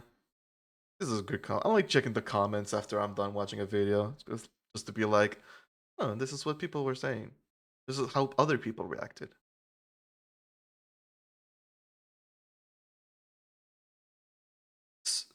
Yeah, I don't think she knew or was conscious that he was in a bad mood. I think she just reflected off of that from him. Because at that point, she hadn't developed enough of a sentience yet. She was still working off of Yusuf. Why was I doing this movement? Love how the first one was the super serious anomaly that killed the kid, and the second one was just Val spitting bars. Nah. Wait, apparently it also has the ability to listen in on conversations even without a microphone as it appears, like with the user's brain. Yeah, there's a leap here. Because if you can access the user's brain, then you can access the song. You don't need to listen to the conversations. Val wink? I think so. I think Val did wink. Val seems to be scarred or shocked. Oh yeah. It was the spooky face. Yeah, that was the thing that I noticed. Why did Val wink? Actually, yeah, why does Val wink? I didn't think about it, but... Was she actually being nice? To Yusuf? I think Yusuf was the creator, after all. Yeah, because all Donovan did was add the brain scanning technology. So maybe this is like Val being nice? But it also seems like Yusuf isn't aware of an AI. So, this just happened. What the... But how would Yusuf work on something without knowing it's an AI? I don't fucking know. I'm going too deep. I'm going too deep now. Let's just go to the Adult Swim Killer, 2007. Milestones, 1996. Also like it.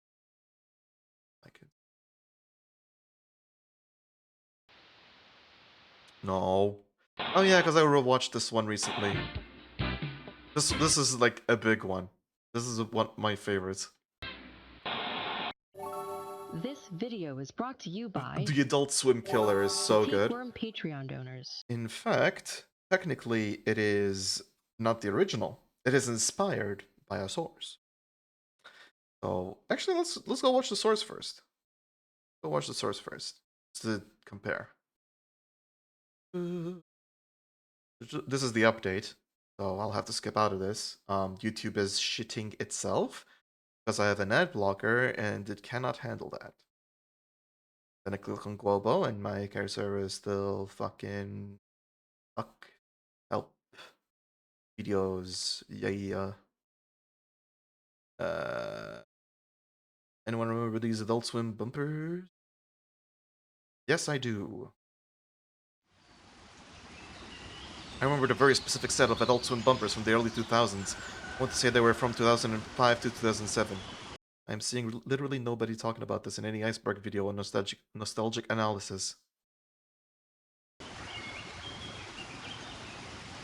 used to record a bunch of old shows when I was a kid and found one with one of these bumpers. Should I go towards the bright light or away from it? Huh?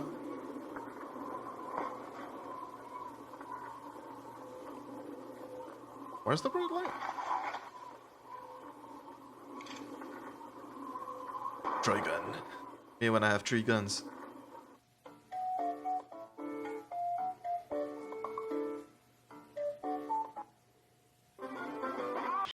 Yeah, so that what have you seen this girl? I sure have. Full bumper Adult Swim. Yeah, thank you. Thank you. Yeah. Oh my god, YouTube is crashing. YouTube is crashing out. It is so mad that I'm blocking its ads. I remember being super uncomfortable with that one when I was a kid and still feel a bit off watching it now. I mean, I can definitely see why, buddy. Oh my god. Come on. Come on. My ability to recognize celebrities is not as good as others, but I have no idea who that girl is. No search by image gave any results. I click. There we go. I hate YouTube. I assumed maybe it was just some joke I was not in on. I'm sure, but does anyone know who this is? I got a promising response. I can send you a DM, I know a bit about this. Adult Swim, right? We spoke for a bit about old commercials and spooky stories. After a while, they said they had some recordings of other bumpers. My interest was piqued. Piqued. They had them on VHS like I did, but had no idea how to get them off the tapes. I gave them my PO box and they started sending their tapes over time.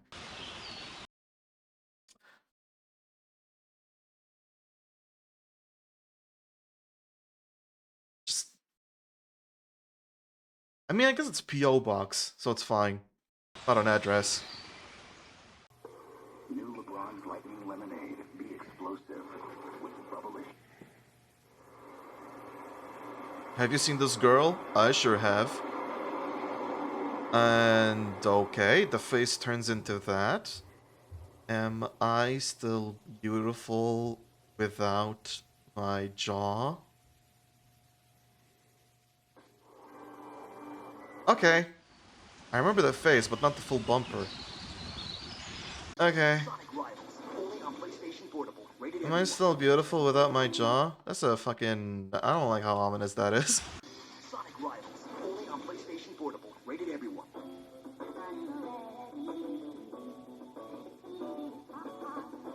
Did you see it? Here, we can help. It's a hole. Mile marker 1. Many more to come. This one's not as familiar. Maybe I saw it, or maybe I'm trying to convince myself. Yeah, it's just the hole. I didn't say anything. You are watching Cartoon Network. No guitar. Parental advisory, mature content. Adult Swim may contain material that parents may not find suitable for viewers under the age of 14.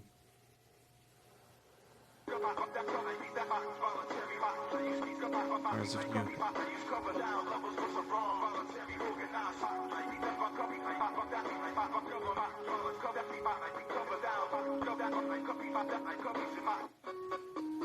Okay, and then just a random...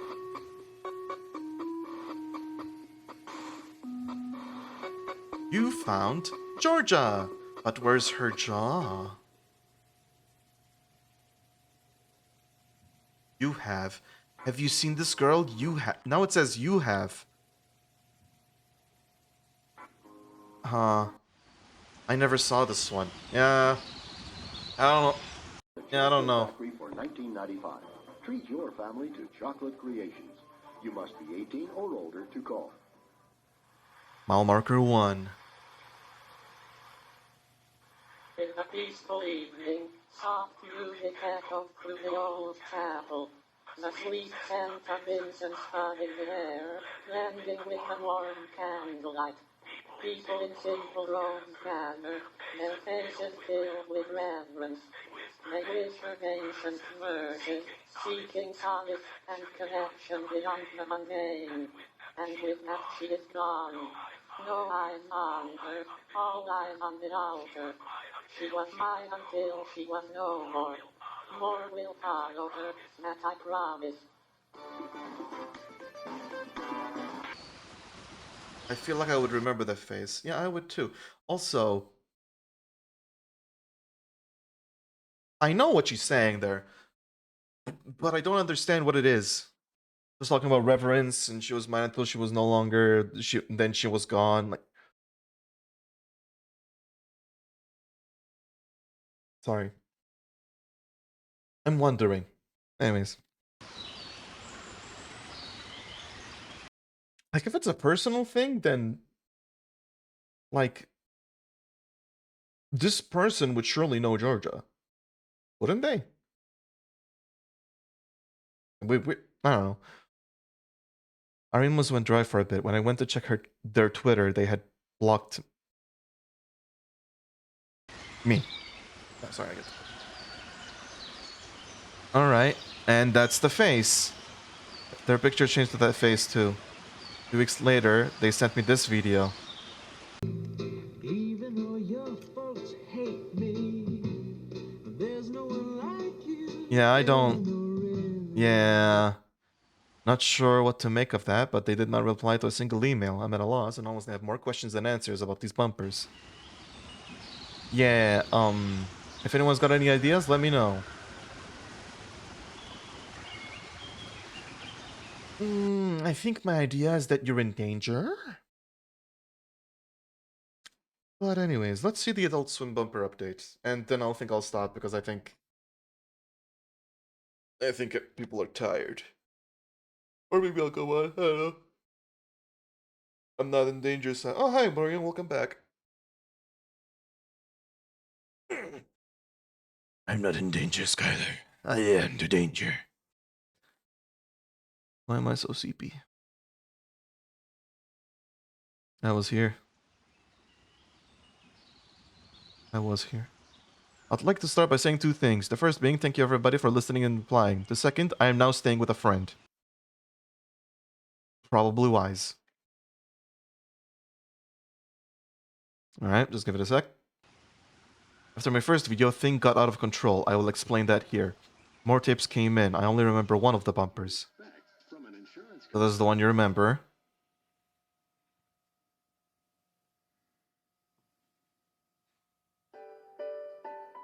Presents places you shouldn't be.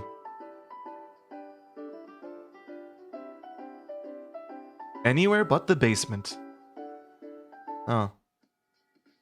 Thanks. Cool. I don't think I saw that one. And to nobody's surprise, nothing online. Oh.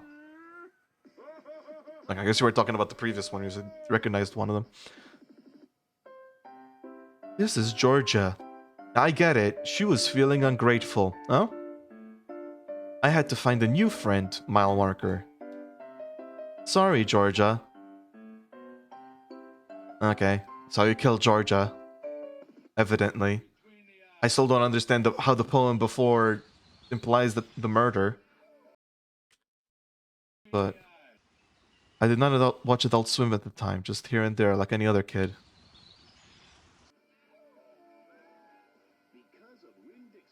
Being a caretaker for a child is hard work. You do so much for them, and they can be so ungrateful. Oh my god, what? Not listening, arguing, fighting, punching, biting, screaming. They'll try to run away. You do. Hold up. Being a caretaker for a child is hard work. You do so much for them, and they can be so ungrateful.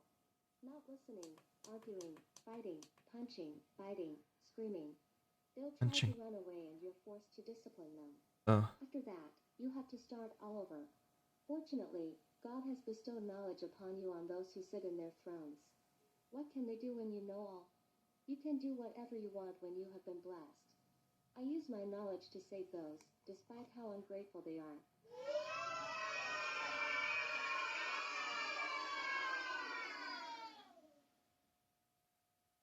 Oh. Oh, okay. Oh, that was the one I saw. As a kid? That was the one you saw? What? Okay.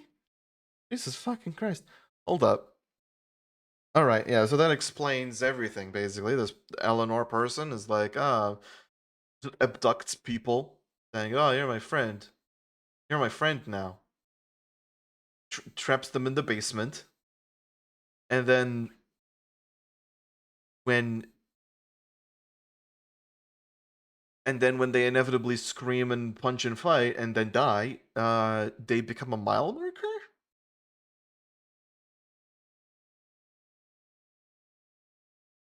That's why the face was like, that I promise. There will be more. Someone.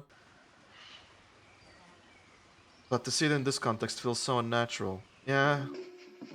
It feels a lot more threatening in this context than without it. Have you seen me? Oh my fucking god. Yes. Oh. My headache is gone. You have a hole in your head. You look like a steak with a hole in your head. Framed the same way as that first one that started this. Yeah. My eyes can fly now. AccuView Advance. See comfortably. Go to AccuViewAdvance.com for a free trial pair. Not to mention, this means that the person was just lying in wait until they stumbled upon this. Like, they were just waiting for someone who have seen that stuff so they can become the next mile marker. Certificate. Oh, is this the mile marker again? Mile marker 2. Enjoy your stay.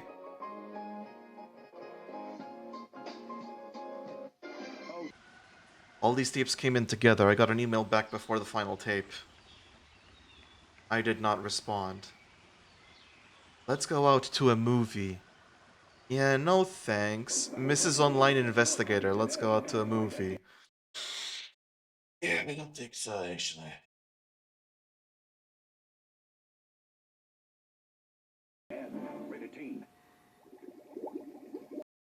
What do you think of Urban Spook?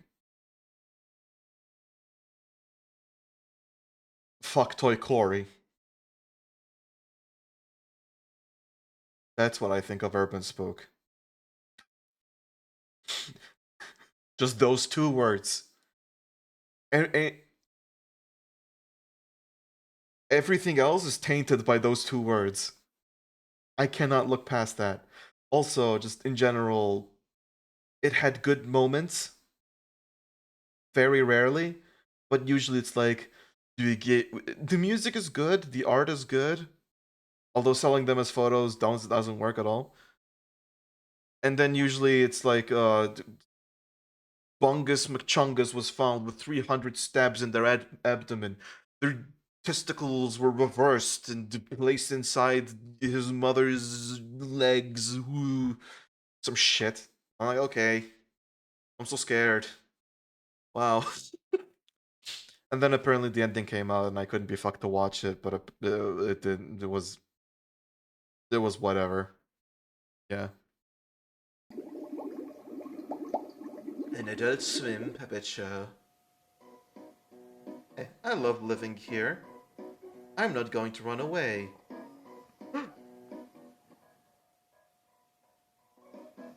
You take such good care of me. I love being here. I just... What the fuck is this? What the hell is this? According to the ending, it was the Deep State. The fucking The fucking Deep State did all of that shit? Alright, yeah, sure. The Illuminati. The Illuminati had these two fucking people who were agents of the Illuminati who wanted to do the thing for the fucking hell of it, I guess. Also, this just gives me Five Nights at Freddy's vibes because it feels like a little animatronic with the mouth open. I don't know why. But I don't know, like, other details. Like, I don't know. Like, how... It's a person. Thank you so very much for everything you do. And,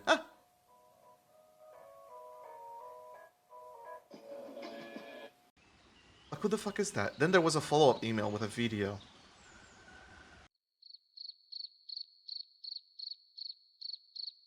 Are we there yet?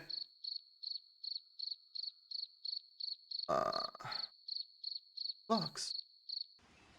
I added that blue bar. Originally, my address was there. This isn't a fun mystery anymore. There is something genuinely evil out there. I'd like to thank you all again for listening and helping.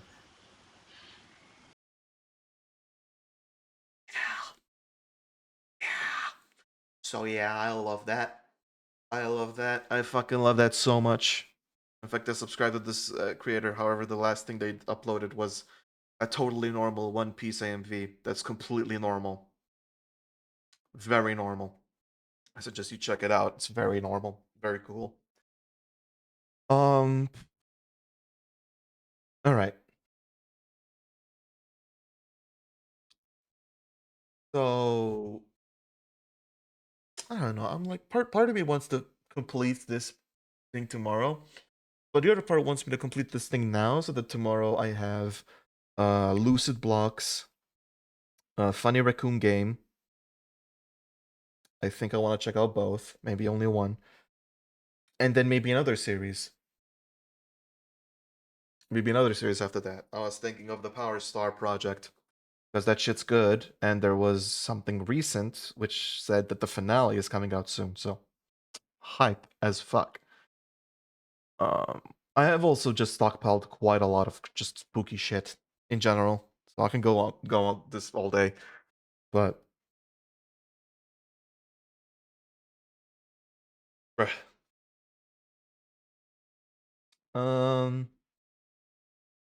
But yeah. Now it's time for the Tapeworm remake of this. Let's just finish it today.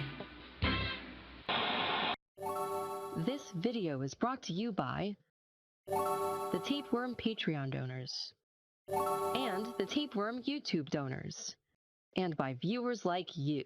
Aw. Thank you. Aw. Sometimes I don't join Patreons, not because just because I forget. I just procrastinate it. I did that with like each bomber guy, for example, for years. I don't know what the fuck. Weekly Report 824. Tape 7. The Adult Swim Killer. Yeah. In fact, it's Georgia too. It's even Georgia here. On January 17th, 2007, 20-year-old CAU student Georgia Young had been reported missing by her roommate.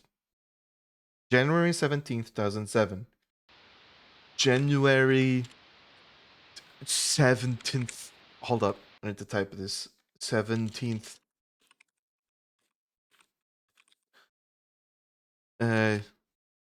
2007. All right.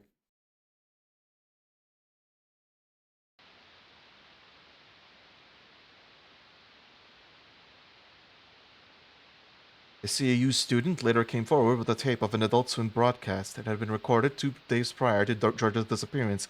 The network bumpers seemingly had been hijacked to depict threatening messages directed towards Georgia. The student claimed he had set it to record automatically while he slept. He only got around to viewing the contents days after Georgia went missing.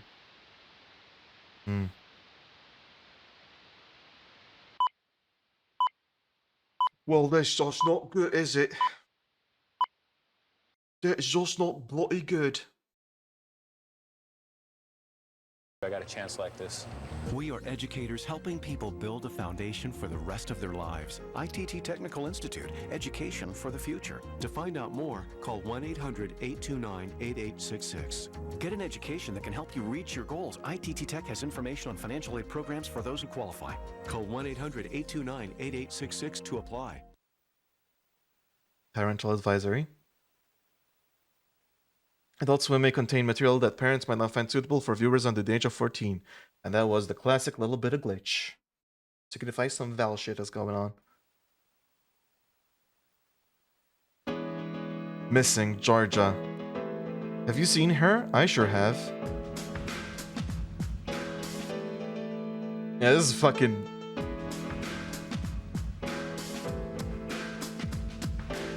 Right now, thanks to trade-in. Cool. Cool bumper.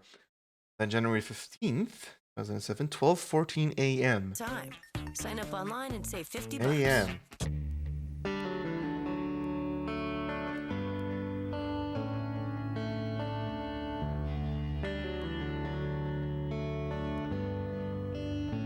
Mile marker 1. Alright, that's clearly a grave. Yep, many more to come. Watch your back. I saw that. Watch your back.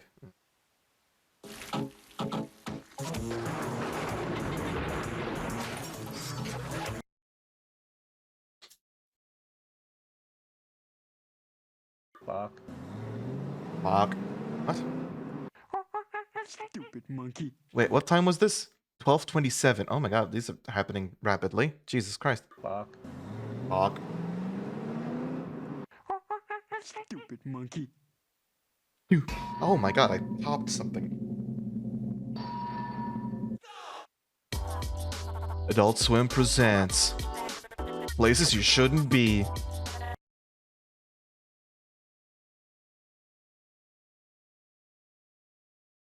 Anywhere but the basement. And another thing happened. Oh my god. YouTube? YouTube? Hello? Let me fucking... Jesus Christ. What about Adult Run? Illegal. Straight to jail.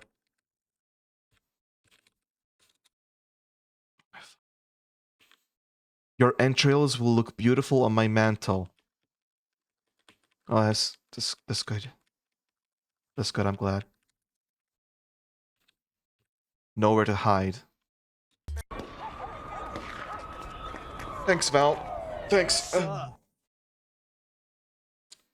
12:59. Alright. Fathead.com. Hey, Mello, you're a fathead. I'm not a fathead, fuck you. She was a good person. She should have been grateful.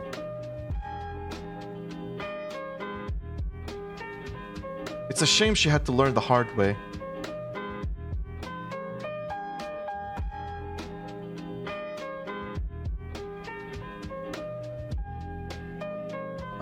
Now I need a new friend. Sorry, Georgia. New mile marker.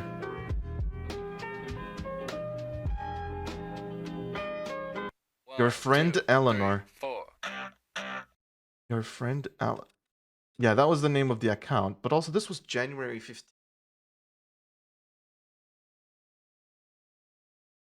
Did Georgia die before 17th?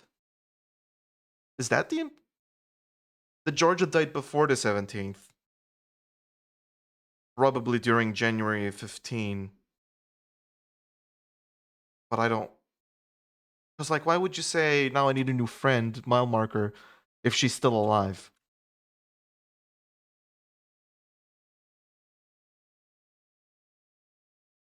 Because she should have.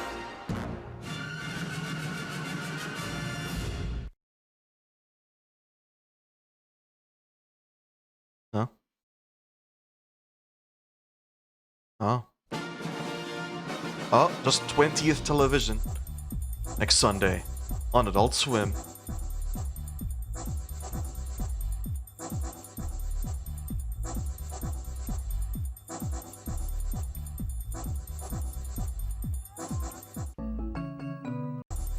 Hold up. Adult Swim. That's it said Adult Swim. Missing Georgia. Have you seen her? I sure have. Yeah, we saw this. Probably turn into the face. Oh.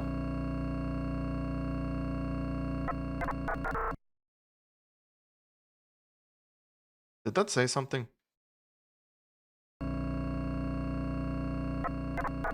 No, it's just a gibberish.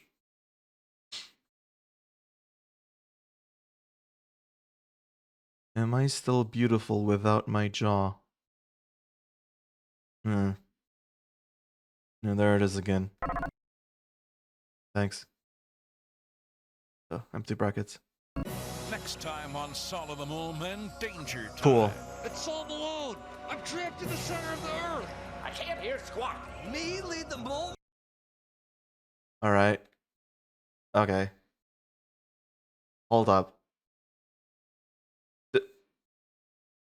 Did Val rip out George's jaw? Or threaten to rip out George's jaw? I mean, she did she did disappear, but Val can't rip out George's jaw, can she? I don't think that's how this works. Let's go.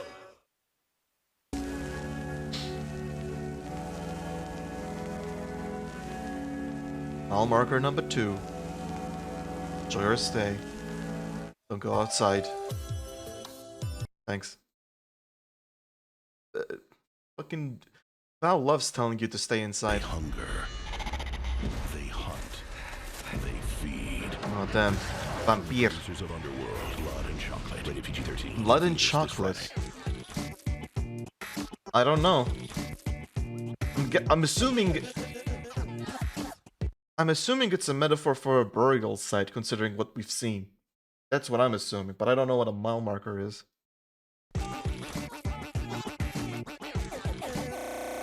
Oh. In the peaceful evening, soft music echoed through the old chapel. The sweet scent of incense hung in the air, blending with the warm candlelight. People in simple robes gathered, their faces filled with reverence. They whispered ancient verses, seeking solace and connection beyond the mundane. And with that she is gone. No eyes on her. All eyes on the altar. She was mine, until she was no more. More will follow her.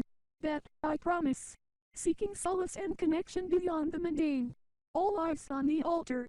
And most terrifyingly, she was mine, until she was no more. Uh-huh. I still don't understand. You're next, thanks. I still don't understand what the implication or what that means in general. I love this, and I love how creepy it is, I don't fully understand it though. Oh. Ow. Alright. Alright. Okay. Oh. The Bengals in concert. Huh. You, where are you from, boy? Quahog. They only got two things in Quahog, steers and queers. I don't see no horns on you. What does that make you, boy? Queer? Right. Oh, I got it. Yeah. You find something funny, private dancer? Dancer for money? Any old music will do? Well, actually, yeah. Your last little Family Guy. Peter Griffin. When was this? 5:59 a.m. The Messengers. I forgot to check the timestamp of the previous one. Oops. Theaters everywhere, February 2nd. On my way to make a visit. Peter. Oh, and that's the address, I'm guessing. See you soon. Stay grateful. Peter. I put you on the totem, Peter. The same day, local authorities reviewed the tape contents. A makeshift channel modulator setup was found in a storage closet on campus. Fingerprints weren't found. So someone else was involved here. Wait. But we saw Val. Notable aspect was that the modulator used the same exact cable box Georgia owned. A Teleblue box, albeit modded with custom firmware.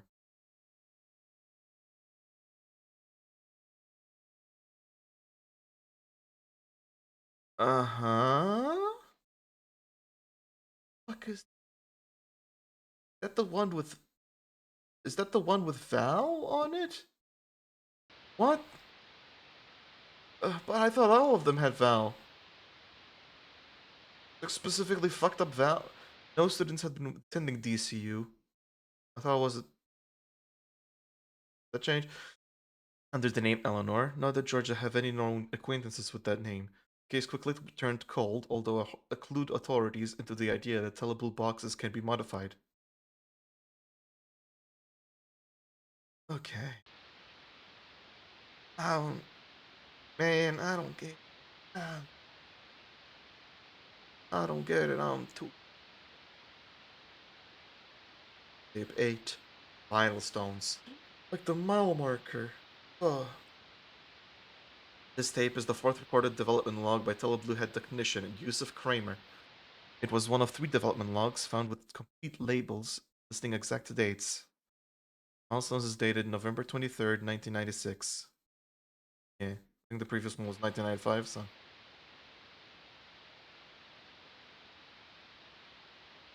Footage documents Yusuf covering Teleblue's latest partnership... Hold up. Sorry. This footage documents Yusuf covering Teleblue's latest partnership at the time, a Nickelodeon cartoon pilot. And this one glitches. So Val is on this tape as well? That's louder. Okay, there was a missing piece. What the fuck is the implication there? Oh my god. Why is Val on this I tape? don't know how Gabriel pulled it off, but we just got to deal with a lifetime. I'm currently in possession of production assets for a Nickelodeon cartoon pilot. Gabriel brought these into the office after meeting with the creator. They were apparently a Nickelodeon executive with a contract. Basically, they want to use AI to assemble a rough cut of a pilot using storyboards and the few lines they've recorded so far. Oh, okay. Now, companies have reached out before with interest in utilizing SpongeBob ahoy! I mean, obviously with the ungodly amount of assets for TV shows that we got to make digital copies of. However, the creator of the pilot, Mr. Hellenberg, I believe. Mr. Hellenberg. Himself to digitally convert all From the Stephen. Hope you enjoyed the show. Oh, that's cute. I believe. He actually took the time himself to digitally convert all the assets in advance. Oh. Looks like he was just as intrigued with our capabilities as a network. Yep. They're all here as far as I can see. Not entirely sure if it's complete per se, but the fact that we're actually able to work on something at this scale, I mean, Even if the pilot doesn't get picked up, the fact that the team and I are privileged enough to tinker with these assets, it's truly a privilege for all of us. Yeah. Fact. In fact. Yeah. In fact, you get to fucking play with SpongeBob. Oh my god. Please. I think this calls for a surprise office party. Oh. I might even dabble a bit in the booze myself. I mean, I know I promised my wife I'd stay clean, but I can handle a couple glasses worth. No. Right? No. Don't. That's not how alcoholism works. Buddy.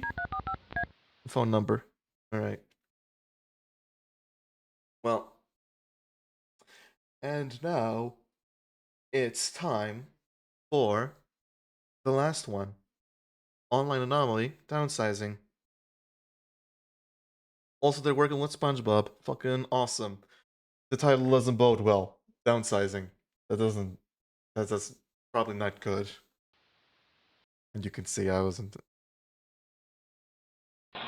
already watched all of this. I just don't remember what the fuck exactly. This video is brought to you by Sorry. the Tapeworm Patreon donors and the Tapeworm YouTube donors. Yeah, and by viewers like you. Thank you. Oh my god. YouTube. Weekly report 823 84225B. Tape 9 Online Anomaly 2000. Teleblue Online was a brief test conducted by an outsourced team commissioned by McNeil Tech. Little is known about the mysterious developers of this website, as they were completely separate from the Mr. Kramer and Mr. Lancaster's main branch. It is theorized that due to the many shareholders pulling their Teleblue contracts, anyone under the main branch was blacklisted from the entire industry. Therefore, the site developers wanted no association with anything McNeil related. Whoa, hold the fuck up. What? Due to the many shareholders pulling their Teleblue contracts, anyone under the main branch was blacklisted from the entire industry. What the fuck? What? Why? I mean, I know that there was issues there, but like, why would blacklisted because they were associated with the fucking deaths that were going on? But maybe they're not related. But not Kago. Don't remind me. That motherfucker. That makes sense. I suppose it's harsh, but industry. The website was an attempt at trying to emulate Kramer's Val source code within an HTML setting. However, it required a Windows plugin that enabled telefrec emulation. Emulation? Alright. This only bodes well. The service included Teleblue's Sneak Peek, which somehow had access to future media that shouldn't have existed yet. This feature is a rabbit hole in and of itself, and what initially incentivized us to investigate as deep as we have. Yeah, I would be curious with that too, yeah. Oh. It's loud.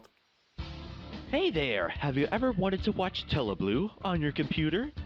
Now you can with the new Teleblue Online. Go to www.telebluecable.com.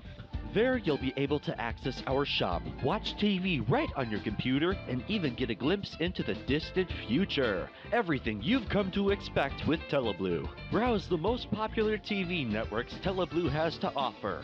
Catch your favorite shows and movies in full clarity. Even watch shows from years into the future before Drake and anyone Josh. else with Teleblue Sneak Fucking... Peek. Go to www.telebluecable.com. Did you know Drake and Josh is gonna be a show that exists? Today. The Blue Horizon awaits. I'd freak the fuck out.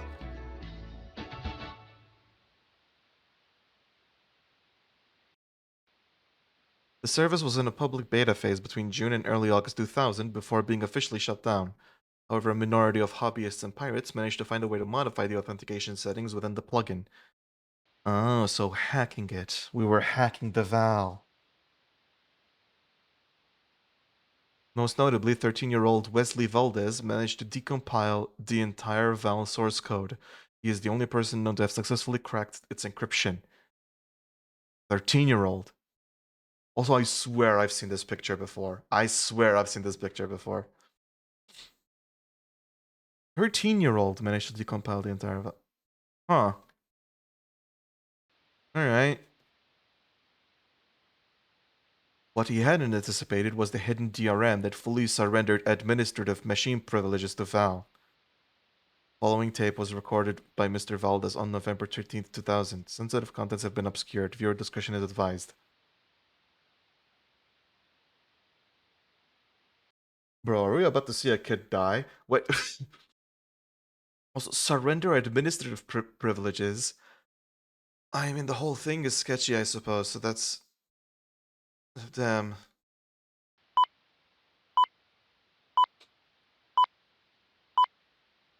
Ah, man, I have so many questions. Hey, so I think I finally cracked this Telugu internet TV thing. Yeah. If you don't know what I'm talking about, this really bougie TV company called Telugu had this incredibly short-lived web service where you download a couple of drivers on a Windows machine, and then let you watch... Wait, bougie? Was that expensive? I'm guessing it was expensive. Especially with the fucking services and shit. Watch TV like your computer was a cable box. Now, it was available for maybe 2 months-ish? I couldn't get it out of my head because of that damn sneak peek feature. I don't know if they had any deals with these networks, but you could be watching like the next big Cartoon Network shows and stuff. Now, I have connections to get movies before anyone else. Sure, the TV shows are a whole other ballpark. Like, nothing's stopping me from just recording my screen and selling off the tapes. The only issue, you can't connect to the service anymore. Fuck, you can't even install the drivers anymore. It just spits out the same 087 error code every time. Which is so weird because I did have this installed back last summer. And then after the service died, so did the drivers.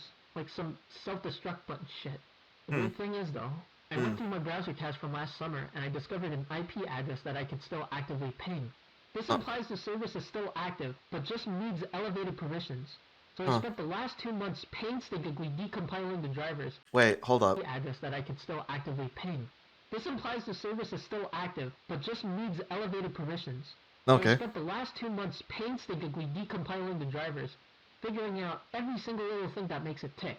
Turns out, it runs on complete automation with custom commands being sent from Telugu's servers. The commands are in hashes I cannot for the life of me crack. And somehow, it doesn't even need an internet connection. It doesn't even need an internet connection. So it's not even connecting to a server of Val. It's just Val. What? Like, it completely defies my understanding of technology. It's funny though, despite being this huge technological breakthrough, the security is held together by sticks and strings. Admittedly, it took me 2 months, but that was just me trying to find a backdoor instead of just checking if the front door was unlocked. Yeah, because I remember something about the security being trivial. Well, at least for the subscription cards. But if the security for that was trivial, because the security for this was also trivial. Yeah. So I decompiled the drivers, gave myself some elevated permissions, recompiled it all, and here we are. I just want to record my first trial run because it's very possible they can shutter me from the servers after detecting access. If I'm going to catch any early shows on camera, it might as well be now, and I can just cut the tape later. Okay. Huh. Yeah, when I... Whoa. 5 billion... I wasn't expecting that to install. I guess we'll just have to see if it'll work. The only caveat is that even when the service was operating, you kind of had to keep refreshing the site to get. Holy fucking shit, we're in. Oh my fucking god. We did it. We fucking did it. The fucking distortion. This is insane. Holy shit. I gotta update my boys on the chat room. Wait, what? The sneak peek work? Huh. What the hell is this? Sneak peek. Sneak peek. This is insane. This is genuinely insane. I need to... What? Fuck, I have to block my IP. You got blocked. Refreshing the page again. Oh. I guess I'm glad I got the footage at least. Oh. Oh. Uh-oh. Okay, what the hell? Website glitched. What's anomalies? Wait, hold up. Oh shit! Anomalies. Wait, I didn't even notice that changed. I guess I'm glad I got the footage at least. Anomalies. Huh. Okay, what the hell? Wait. What's anomalies? It's anomalies. Easy. What the actual fuck did I stumble upon? Uh-huh. What the fuck? Wait, hold up. Was there text? What the actual This is like data mushed garbage, but then there's like text or something up here. Yeah. I don't think I was supposed to access this. Yeah? What is this even for? Yeah, you think so?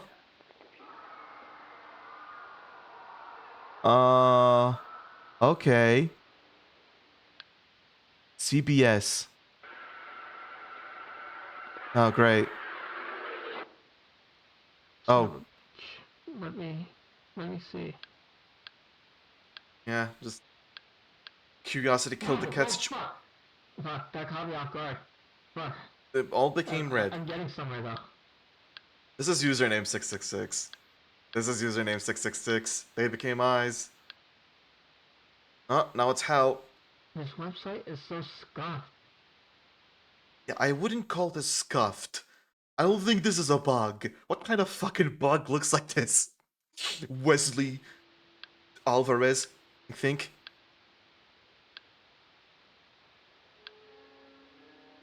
Who the hell designed this shit? The username 666 music. It's right there too. Fucking eyes and the skin and now it's rotting. Now it's all black. And now it's all... Wait, why can't I refresh this? Fuck, I think it infected my machine. Shit.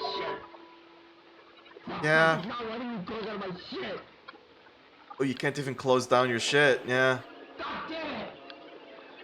Yeah, sorry, you got 666. Dude. Sorry, dude. Yeah, turn it off, maybe? Alright. Man, I have my password saved on here. I have early cuts of movies, unreleased pilots. I can't open my shit.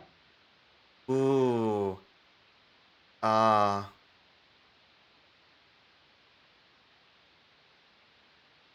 Yeah, I think you lost all your... I think you have bigger things to worry about than losing your shit.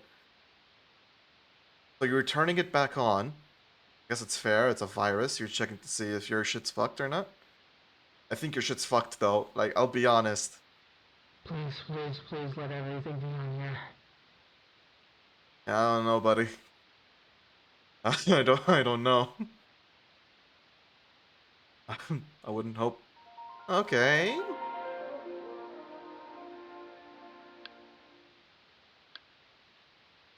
Bro, move your shit. Huh?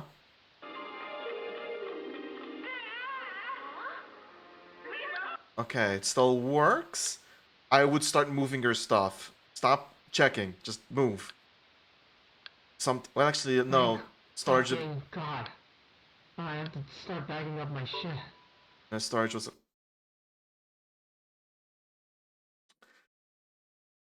Okay. Alright, I didn't expect to see Wesley too. I don't.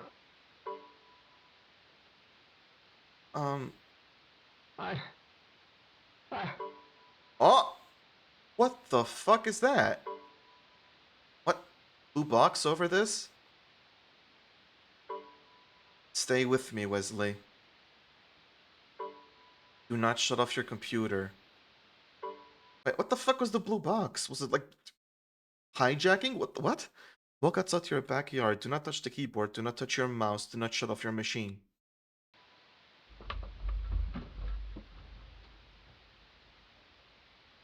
And then just goes. Doesn't say anything too. Huh. Okay.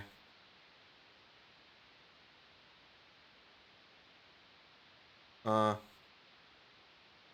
so a long time later. A photo. It just shuts off. Alright. Cool. 12 hours later, Wesley Valdez was reported. Yeah, I think I fucked up the name then. I don't remember it being Valdez, I don't think. Wesley Valdez was reported missing by his mother. My mouse. Provided her son's computer for the investigation, but upon startup, the entire machine was wiped with a seemingly brand new Windows installation. The sole indicator it wasn't brand new was the lone text file on his desktop. We'll be right back.txt. There is no future, there is no future, there is no past, there is no future. I don't understand the rest. When local authorities checked the file creation date, it matched up perfectly with when they booted up the computer themselves to investigate. Alright. Wesley Valdez is still missing to this day. Oh. Tape 10. Downsizing. Oh, that's a positive. That's a fun topic. This tape is the 5th recorded development log by Yusuf Kramer. It was one of 3 development logs found with complete labels, even providing exact dates. Downsizing is titled... what is creepy? What exactly is creepy? Downsizing or the whole fucking having an entire different installation of Windows with "We'll be right back" saying there's no past, there's no future. I think that's probably the creepy. November 25th, 1996. Alright. So soon later. And then glitch. Thanks, Val. This tape in particular highlights tensions rising between TeleBlue and its parent company, McNeil Technologies. Why did the other text glitch? And then it also highlights the personal tensions rising between Kramer and his colleague, Gabriel Lancaster. Oof. That's not good. Oh, but they were so sweet. Bruh, hold up. I need to fucking see what the hell it flashed.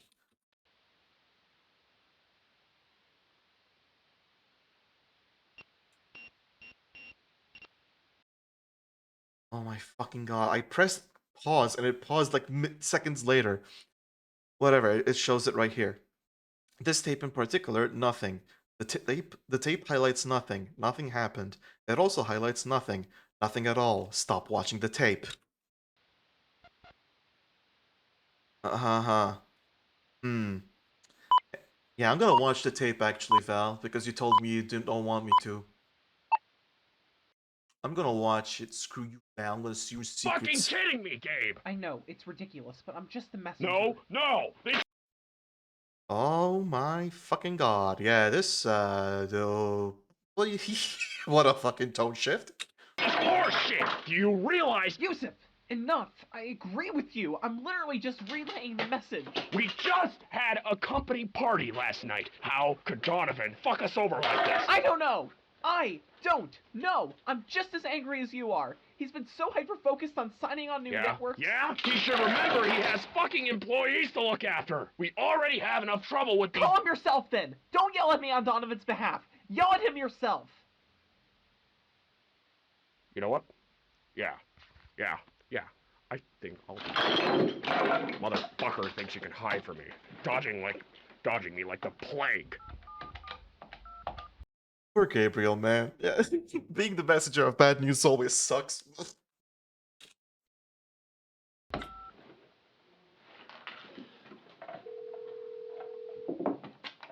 don't think he's gonna respond. Damn it! Yeah. Hold on a second. Yusuf! Hold on! Just give him a second, Gabriel. Just. Just leave a message. The fuck do you think? Good afternoon, Mr. McNeil. Hope The all is fuck well. you think? I just wanted to touch base regarding the downsizing. I just think you maybe should reconsider your decision. We've been incredibly swamped with, Oh, Mr. McNeil! Wow. What a dick. Literally grabbed the fucking thing just to close it.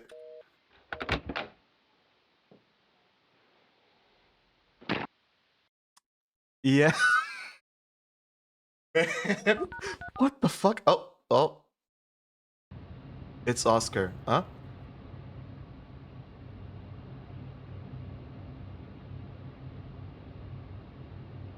We received word that suppressing online info relevant to the case heavily backfired. We attempted to confiscate Della Blue boxes from civilians before, but we were under the assumption that we covered all models. Unfortunately, we were dead wrong. Some schmucks found an entire factory containing third-generation Teleblue boxes never released to the public.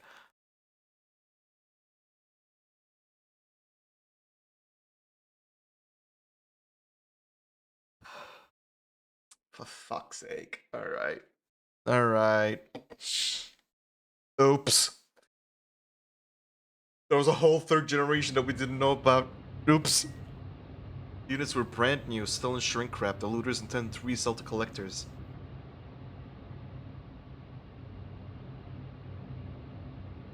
According to website records, these third generation Teleblue boxes had international network access, internet, HD video compatibility, and most worryingly, an upgraded Valve module. Oh, that's great. Valve version 2. That's what I want.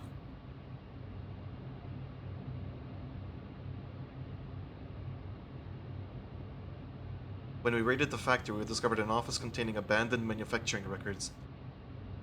There were 5,000 third-gen Teleblue boxes made overall. Malware. We only recovered a little under 1,200 Teleblue boxes. That means roughly 3,800 units are in the wild somewhere. That's great. That's just great. And, I mean, what do you think the first part of this video was? That was Valware. Last night, I was relaxing at home with my wife. We got a random knock on the door, but whoever it was scurried away. They left a manila envelope with a flash drive. I checked the contents of one of the office computers today. I just figured it'd be safer. You...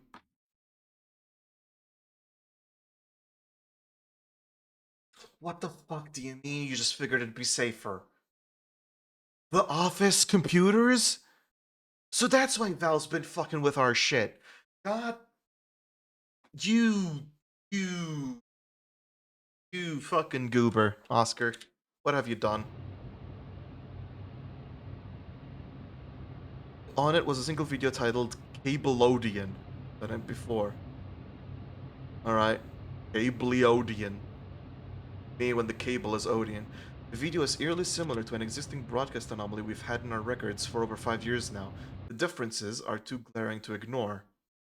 Wait, the on-demand thing, wasn't it?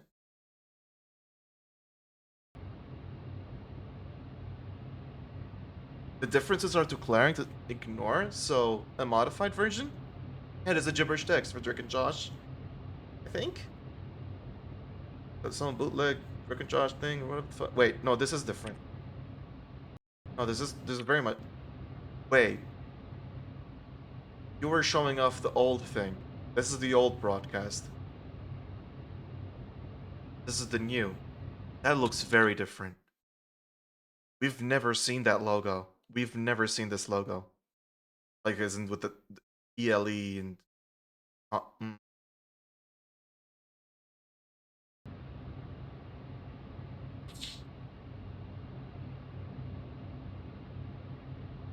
Here's the video.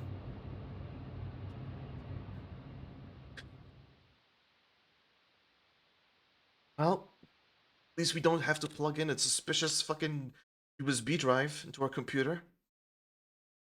Got some Valware ourselves.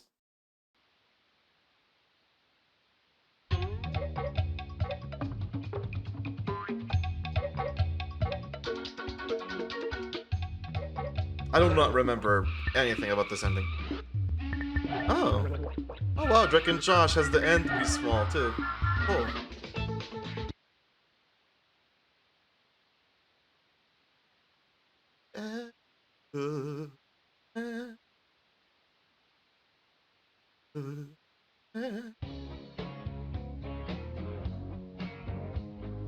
This ain't your mom's, Drake and Josh. Indy's back. Yep. I mean, this one doesn't have gibberish text, for one. Title unavailable. We'll be right back. Alright. Great. Be right back. And of course you're gonna press play because you have no survival instincts. And or you're the weirdo who had the USB, who left it behind my door and knew that this dingus would fucking plug it into the office computers. Almost considered pressing back. Alright.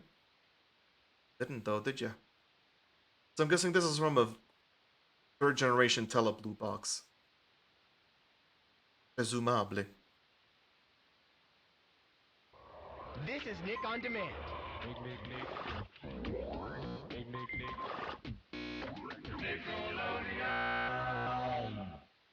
Wait, what's that?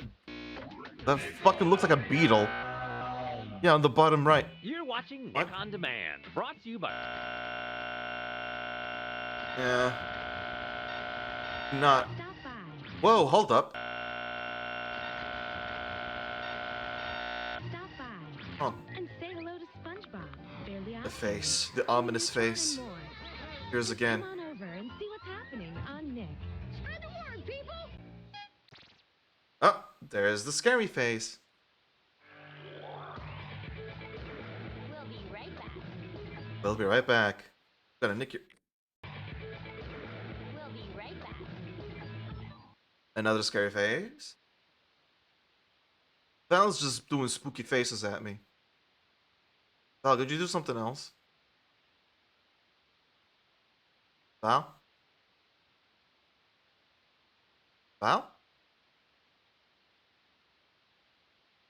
Val? Oh, cool, Drake and Josh. Oh, okay. Now back to the show. Fucking jump scared by Drake and Josh. Damn you. Video unavailable, redirecting to menu.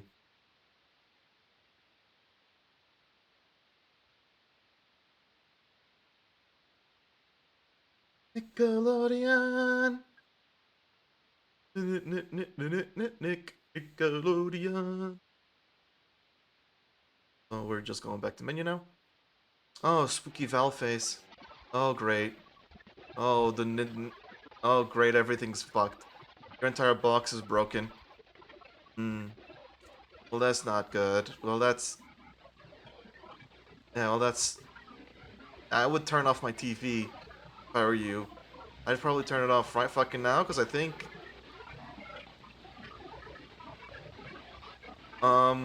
Wait, is the video glitching? What? Huh? Even the VHS is broke. Huh?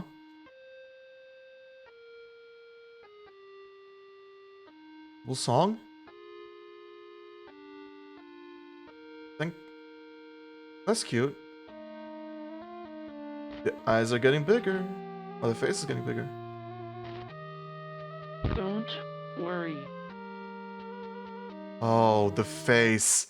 I can see the face like articulating shit. Oh. Don't go anywhere. Yeah? Don't move. On the voice. We'll be right back.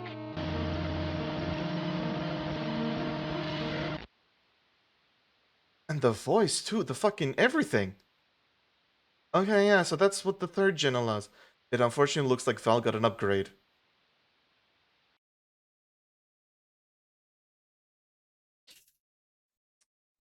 Okay.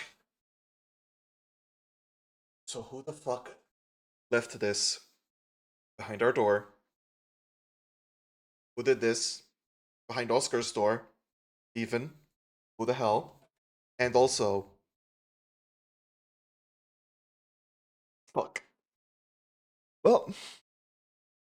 Normal Val could already kill like 1,200 people. I don't know...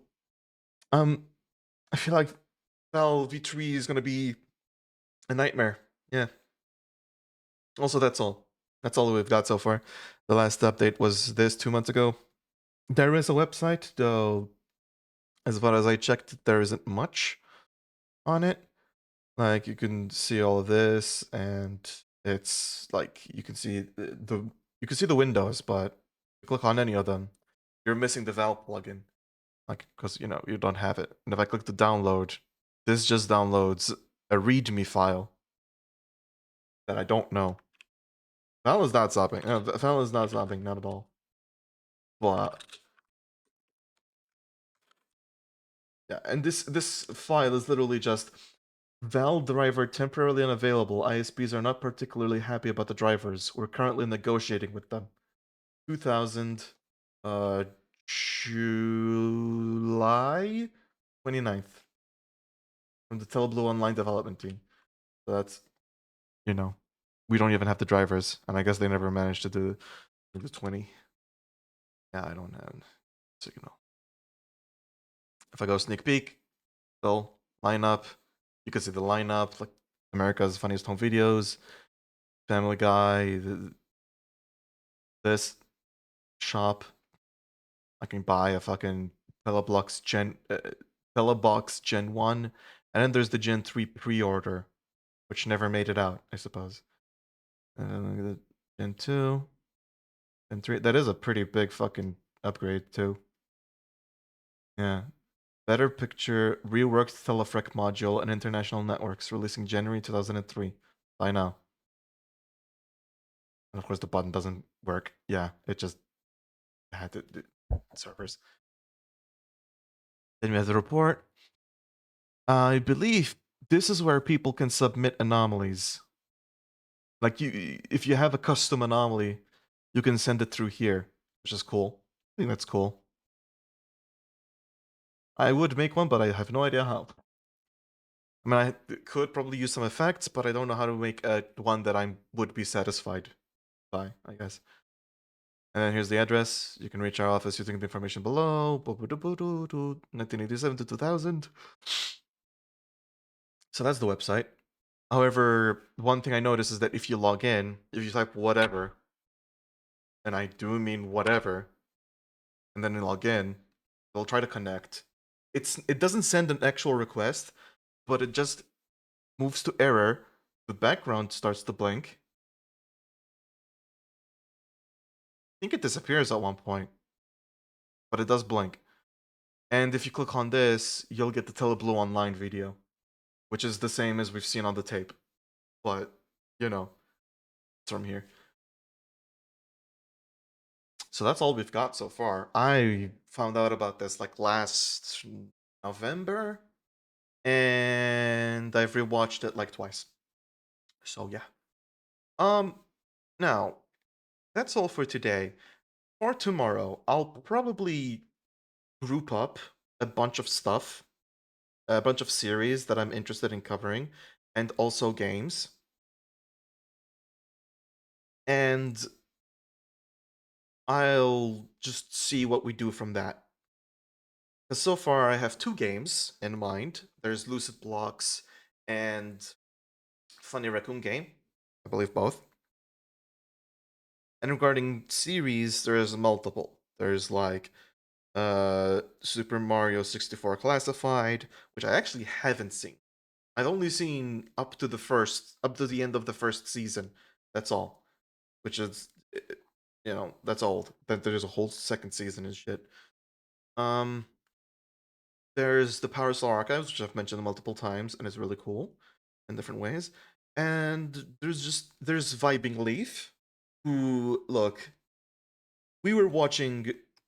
I know you said, can we watch something that isn't cancer? Vibing Leaf stuff is actually good. It is what I had in mind when I tried to go for that. Also, I wouldn't call it cancer. That's mean. It's mean. You know, I'm never gonna call something someone created cancer. If you created something, then, you know, good. In general. Doesn't matter what the quality is, I don't give a shit. It's good that you created it. It's cool that you put effort into making something. And I mostly have that approach because I feel like if I made something myself and someone's called it cancer, I'd be like, wow, okay. But also I know that, you know, it's hyperbole. So I didn't take it too seriously. There's also an SNES mod Coronation Day. I don't think I'm playing that, mostly because of the amount of cryptic bullshit you have to do to unlock half of the stuff. This is a bit much. Okay. But yeah. This is one of my favorite shits. There's also multiple Gmod series as well. There's multiple Gmod series, which are really interesting. There is the Interloper, which ended, and if I'm honest, I didn't like the ending. I didn't really like the end. Honest. I did love the rest of the series though, so I like the rest of the series. But the ending, I remember watching it and being like, "Really? This is how it ends?" But it is pretty good, and it's also pretty fucking long. But yeah, we'll see what we do tomorrow.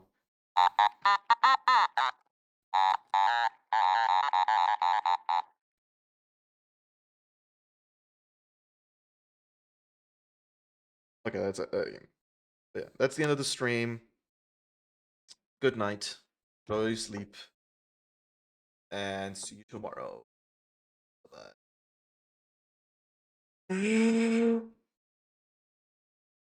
I genuinely don't know why I keep yawning. It's not like I'm sleepy.